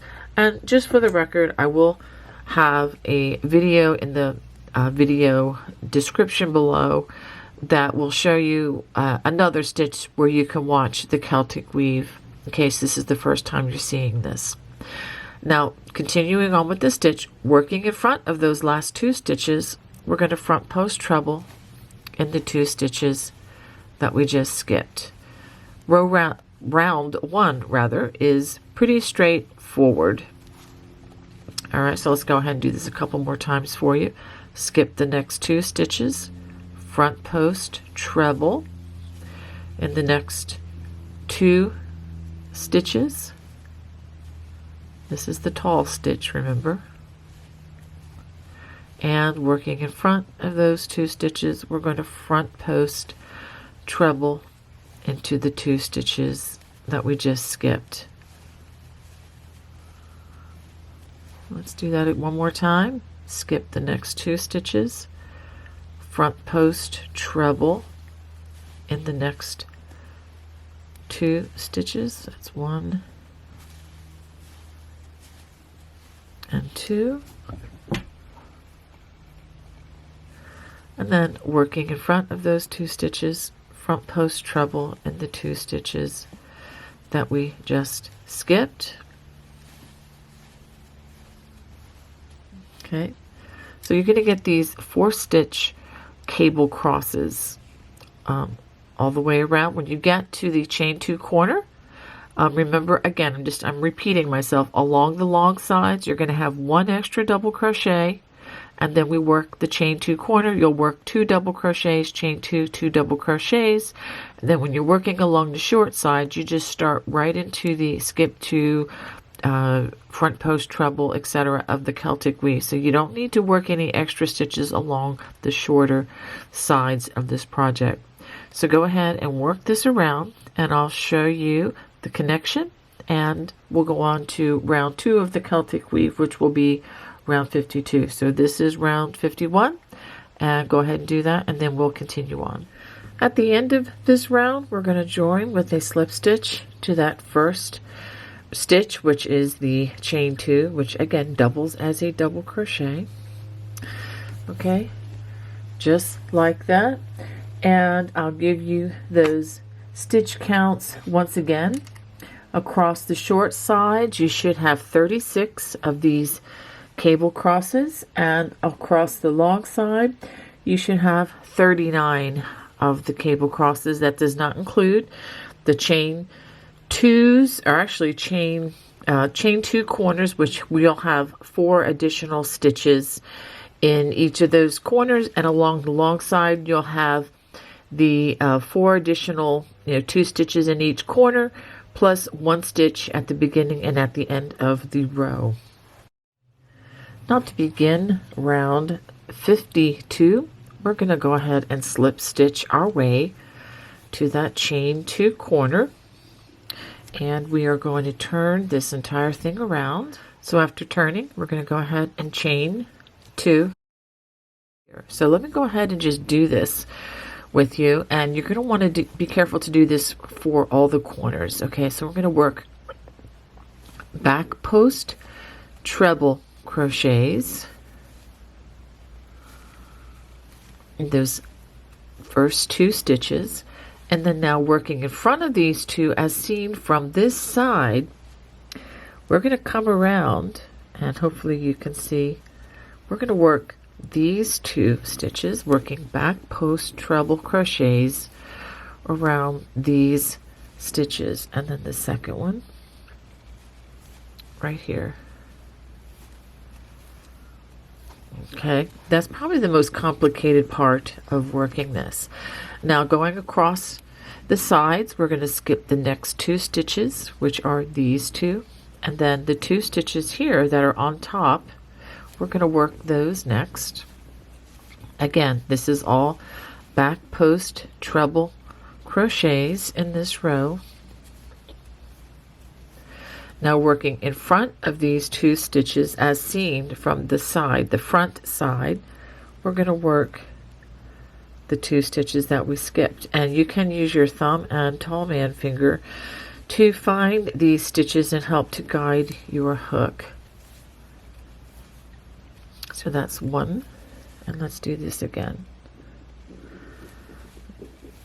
All right, let me do this for you one more time, and then I'm going to have you work across the row, but I'll be sure to show you how this links in to the corner. So let's go ahead and work this one more time. Skip the next 2 stitches. I'm going to back post treble, and the next 2 stitches.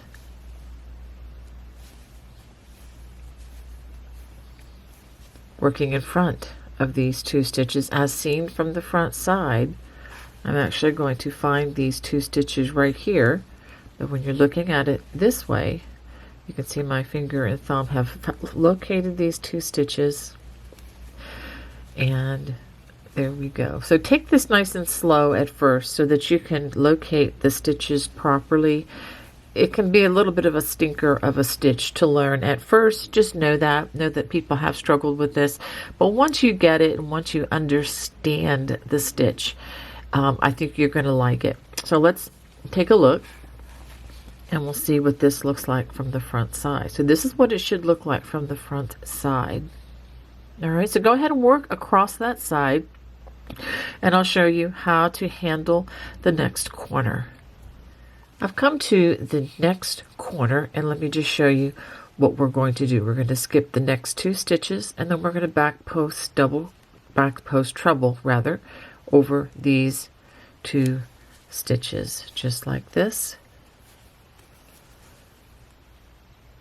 So thereby bringing these 2 stitches into the Celtic weave, okay? And then we're going to work in front of these 2 as seen from the front side, and we're going to back post treble around the 2 that we just skipped. Again, make sure that as you complete these stitches that it is on the front side, okay, that they're not, you know, somehow mixed up and showing on the back side.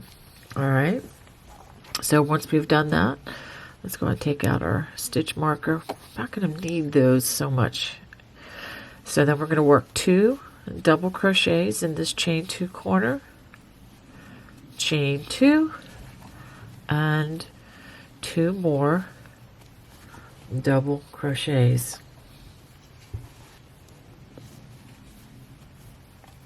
All right, just like that. Let me show you how this looks from the front side. I'll give you a better view of that in just a minute. Okay, so now going forward, we have 3 stitches here. This is along both the beginning and the end of these rows, 2 stitches from the chain 2 corner and that 1 extra stitch. So what we're going to do is we're going to double crochet in 1 of those double crochets. Then we're going to skip these 2 and then begin the Celtic weave again.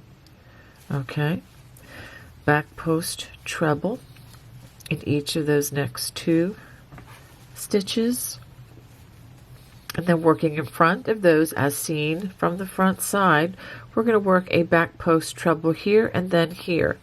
So I'm going to flip this up so you can see the back side like this, and then the next one just like that. All right, and then we return once again to the Celtic weave, skip 2, back post treble in the next 2, etc. Now when you get to the end of this row, let me go ahead and show it to you. It's not really the end of the row, it's really the end of working this side. We're going to work these 2. We're going to work these 2 as into the Celtic weave by working 2 back post treble and then 2 back post treble over these 2 stitches afterwards, and then you're going to have 1 double crochet to work in here by itself, and then 2 double crochet, chain 2, 2 double crochets for those corners. And when you go again to work along the short sides, you're not going to have to skip anything, or you're not going to have to work in any extra stitches. You're just going to skip 2 stitches and immediately go into the Celtic weave by working these 2 stitches and then these 2. I hope that's not too much information or too confusing, but just maintain that and complete that all the way around. After working this all the way around, I've come to the chain 2 corner. I've worked 2 double crochets, chain 2, 1 double crochet, and then we're going to join with a slip stitch to the top chain of that chain 2, which acts as that second double crochet. This is what it looks like from the back side, and again I'm focusing mostly on the Celtic weave right now. So let's go ahead and turn and look at the front side. So this is what this should look like at this point. Okay, so now what we're going to do is we are just going to continue working the Celtic weave, and looked across the bottom of the screen. I'll tell you how many rows, or rounds rather, we are going to work on this. So I'm going to chain 1, I'm going to slip stitch my way to the chain 2 corner, and this is how you'll begin these rounds. Now we're going to repeat as we go around. We're going to repeat these last 2 rounds, which is round 51 and 52. And as you go around, whenever you get joining in the extra stitches, and I'm going to show you how to do that in just a second, we're going to use these extra stitches here in multiples of 2. So let me go ahead and chain 2 to begin the 3rd round of the Celtic weave. This is actually also round 53. So I'm going to work the chain 2, and I've worked 1 double crochet. I'm going to chain 2, 2 more double crochets in that chain 2 space. Okay, now we're going to continue on. So we're going to add these 2 stitches into the Celtic weave with these 2 stitches. So we do have 1 extra stitch here. And again, this is along the long side. You will not have that extra stitch along the short sides. So work a double crochet in that first stitch. And now we begin the Celtic weave. Skip 2 stitches, front post treble in the next 2 stitches, working in front of those last 2 stitches. We're going to front post treble in the 2 stitches that we're incorporating into the Celtic weave.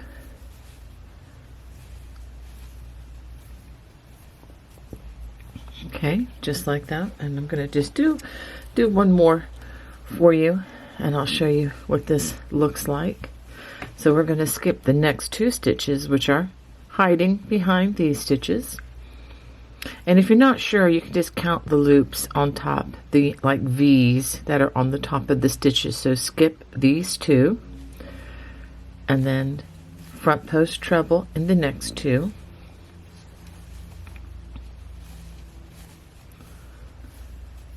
And then working in front of these 2, we're going to front post treble in these 2. You may have to use your thumb and tall man finger. Use the nerve endings in these fingers to find these stitches, and your fingers can help with this a lot. Okay. Let me do that for you one more time, because I know there's somebody out there that hasn't seen this stitch before. Skip the next 2 stitches, front post treble in the next 2 stitches, working in front of those 2 stitches. We're going to front post treble in this stitch and then this stitch. Again, using your thumb and finger to locate these for you and help guide that hook. That really makes it a lot easier. Okay, so go ahead and work those Celtic weave rounds. So I'm now finishing up my 7th round of the Celtic weave, join with a slip stitch, and I'm going to slip stitch my way to the chain 2 corner, just like we've been doing. And let's go ahead and pause and take a look at this. Probably be easier to show you the other side, and it is a little bit curly. I just wanted to share that to you as well. Don't worry about that at all, because the next round we're going to work is going to take a lot of that out, and as well as the rounds that we work following this next round. Let me add one other thought to this. If you still would like your throw to be larger than it is at this point, if you can simply add additional Celtic weave rounds. You may have to rework the last trim round a bit, but you could probably do that if you've gotten this far in the project. But I just want to let you know, if you decided to make this larger, you're definitely going to need more yarn. Probably an average of 1 extra ball of the yarn that I am recommending for each additional round that you add with the Celtic weave. In case you haven't noticed, that is kind of a yarn eater stitch, but I just love it so much. All right, so now we're going to turn, and this is the 8th row of the Celtic weave. It's also called the row to discontinue the Celtic weave. I'm going to go ahead and start with a chain 2 that again serves as a stitch in our stitch count. And what we're going to do is we're going to work half double crochets in any standing stitches that we crochet into. And that's just so that it equals the height of the stitch that we're going to work to discontinue this. Okay, so we've worked half double crochets in those first 2 stitches. And again, in every single crochet, in every stitch that is worked that is apart from the Celtic weave, we're going to work half doubles throughout this round. So, but when working over the Celtic weave itself, we're going to work back, post, double crochets. Okay, and I'm going to work this cluster of 4 stitches with you so that you know what this looks like.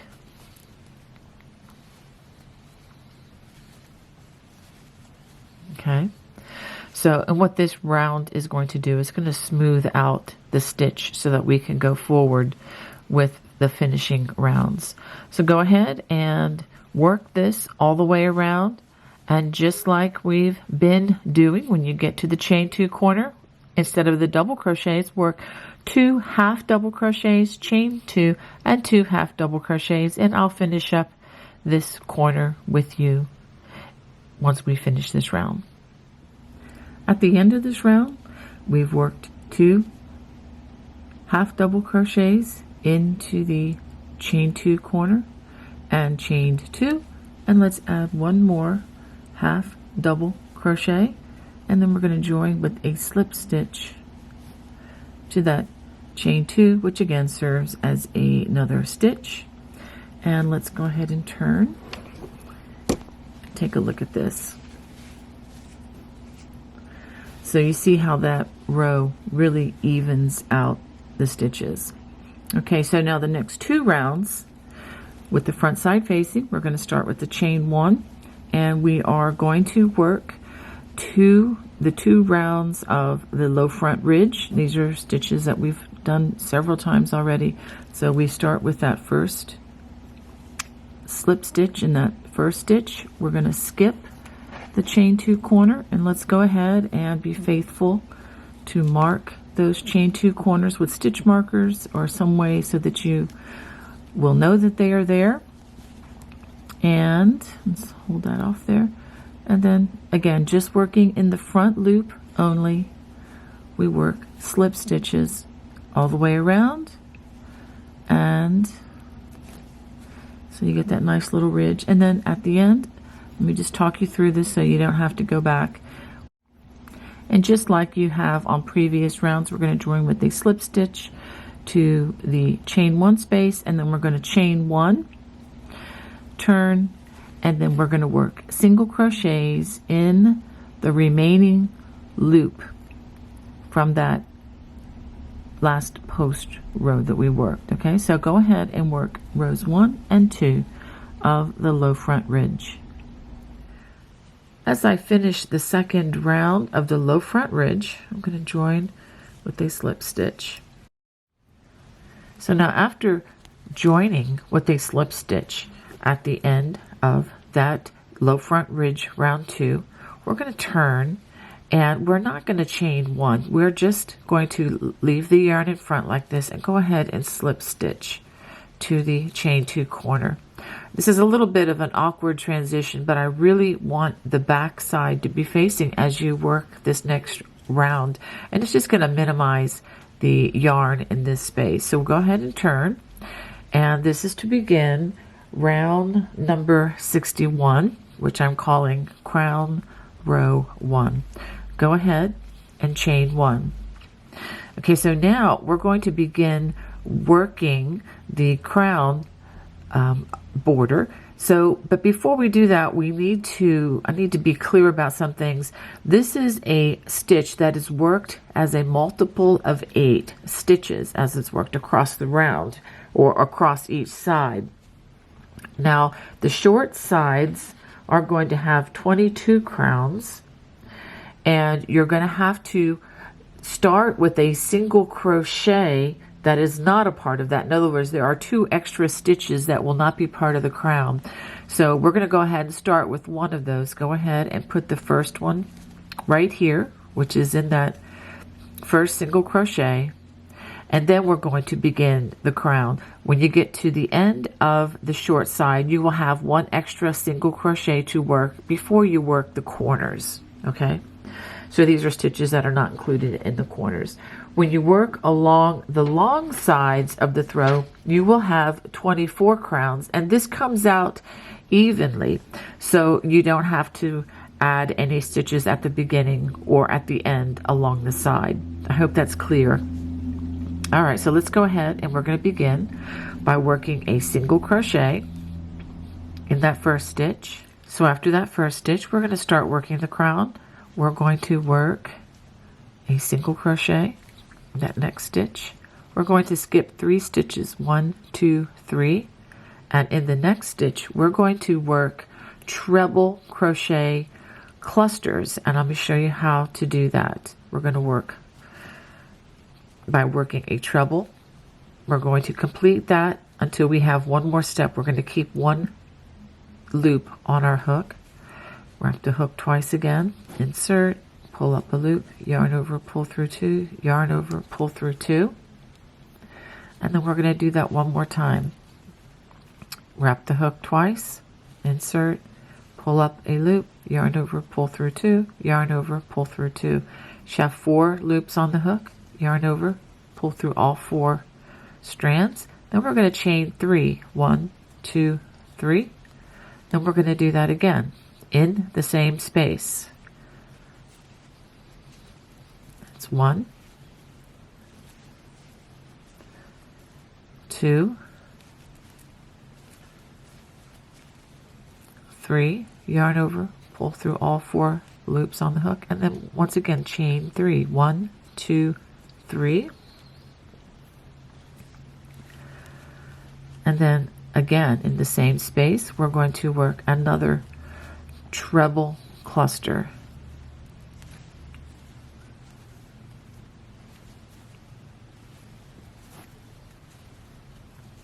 Okay, 4 loops on the hook, yarn over, pull through all 4, skip 3 stitches, 1, 2, 3, and single crochet in the next space. So it's going to look like this from the back side. From the front side, it's going to look like this. It doesn't look like a lot right now, but when we work the final round, this is really going to stand out, and I think going to be a very beautiful trim for this throw, and a very appropriate one as well. I'll do this for you one more time. Skip 3 stitches, 1, 2, 3, and then work 3 or the treble crochet cluster.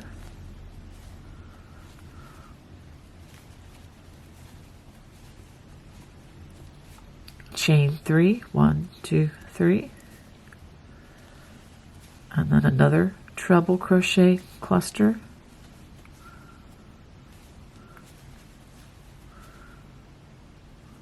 Yarn over, pull through all 4 loops, chain 3, 1, 2, 3, and another treble crochet cluster.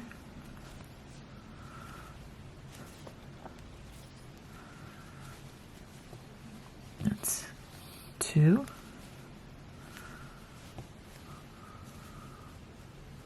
So we have 3 of those trebles, but I've held back 1 loop on each.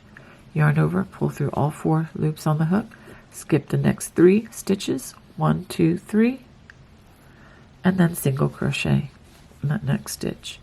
So go ahead and work that across the side, and I will show you how to, how this ends at the corner, and then how to begin the long side of the throws. I have worked this all the way around, and just to let you know that when you are working along the long sides, not the short sides, but the long sides, you're going to skip those last 3 stitches, 1, 2, 3, and then the next stitch is also going to be part of the corner. So I just wanted to make that clear, and that goes for both of the long sides. All right, so now we're going to do a chain 2 and put another single crochet in that chain 2 corner. I'm going to go ahead and remove our stitch marker. All right, so now we're going to join with a slip stitch to that first stitch of the round. After joining with a slip stitch, we're going to chain 1 and turn. And since this is the last round, we're not going to worry about slip stitching to that corner to begin. Okay, so what we're going to do is we're going to just start in the first stitch, which is one of those corner single crochets with a single crochet, and then when we get to the chain 2, we're going to work a single crochet, chain 2, and a single crochet. Now we are going to work to make the clusters look like crowns. So this is what you're going to do for each of these crowns. We're going to work a single crochet in that first single crochet. We're going to skip this stitch, which is the top of the treble crochet cluster, and then we're going to work 4 single crochets into the chain 3 space, just like that.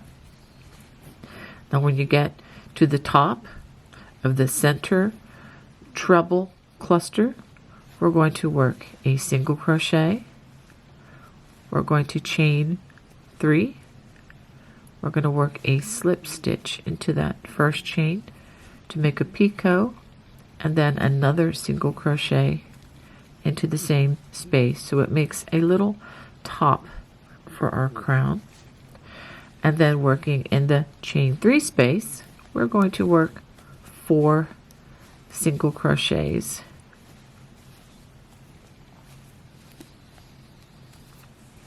We're going to skip the top of the next treble cluster, and then we're going to work in that next single crochet. And this is what that should look like. So let's go ahead and do the next one. I want to just review that with you. Skip the next treble cluster and working in the chain space, work 4 single crochets, and working in the top of the treble cluster, we work a single crochet, chain 3, a slip stitch in that first of those chain 3s, and then another single crochet, and then we work 4 single crochets in that next chain 3, skip the next space or the top of that next treble cluster, and then single crochet in the next single crochet. And so this is what it should look like after you have 2. So you can see that does much more look like a crown. I think this is going to be a lovely border to finish this project. All right, we'll go ahead and work that all the way around. When you get to the corners, you're just going to work single crochets in any extra single crochets that are not related to the crown clusters. And when you get to the corner, it's single crochet, chain 2, single crochet in the chain 2 space. So go ahead and work this all the way around. And when you are finished, we're going to join with a slip stitch to the first single crochet of the round, fasten off, and hide all of these loose ends. I know of which there will be many. So now I am in the process of blocking my throw, and let me go ahead and show you what I'm doing and what I'm using. I'm using these blocking combs that are rust proof, and I'll have information in the video description about them. I'll let you look at the box here. This brand may no longer be available in this format, but there are many others on the market, and I'll make sure there's a link there for you. These combs come in the small size, as I showed you, as well as the large size. And they also come with these T-pins. So let me show you, because I have used quite a few of these. These are nice little pins. And actually, if you don't want to invest in a set of blocking combs, you can just use these pins. But and these come in particularly helpful for points on projects. But if you can use the combs instead, they're much easier to deal with, and you don't have to worry about somebody stepping on one of these. So you do want to be very careful with that. And I'm also using these foam blocks, which have they are self-healing, which means when you stick the pins in and then pull them back out, the holes disappear. They don't remain there forever. You can see where I've used this in the past, but the holes kind of seal back up. So let me go ahead and give you another view of this. I did take a particular care to block the center part of the throw, having displaying the 3 crosses. And again, I just have this as flat as I can, and I try to square up the edges so that they don't look, too rounded. So the next thing I'm going to do is get a bottle, and I just recovered a bottle from my laundry room, emptied it out, and made sure it was absolutely clean, filled it with water. And so what I'm going to do now is I'm just going to lightly spray the entire throw, just with water, until it is damp, not soaking wet, but just a little bit damp. And then I'm going to let this dry overnight, and this should be good to go in the morning. I should be able to remove it from the blocking mats, and it should be ready for photography. Well, I hope you enjoyed making this throw on a hill far away with me today. If you did, I would love to hear from you. Please post in the comments section below. God bless. Bye-bye.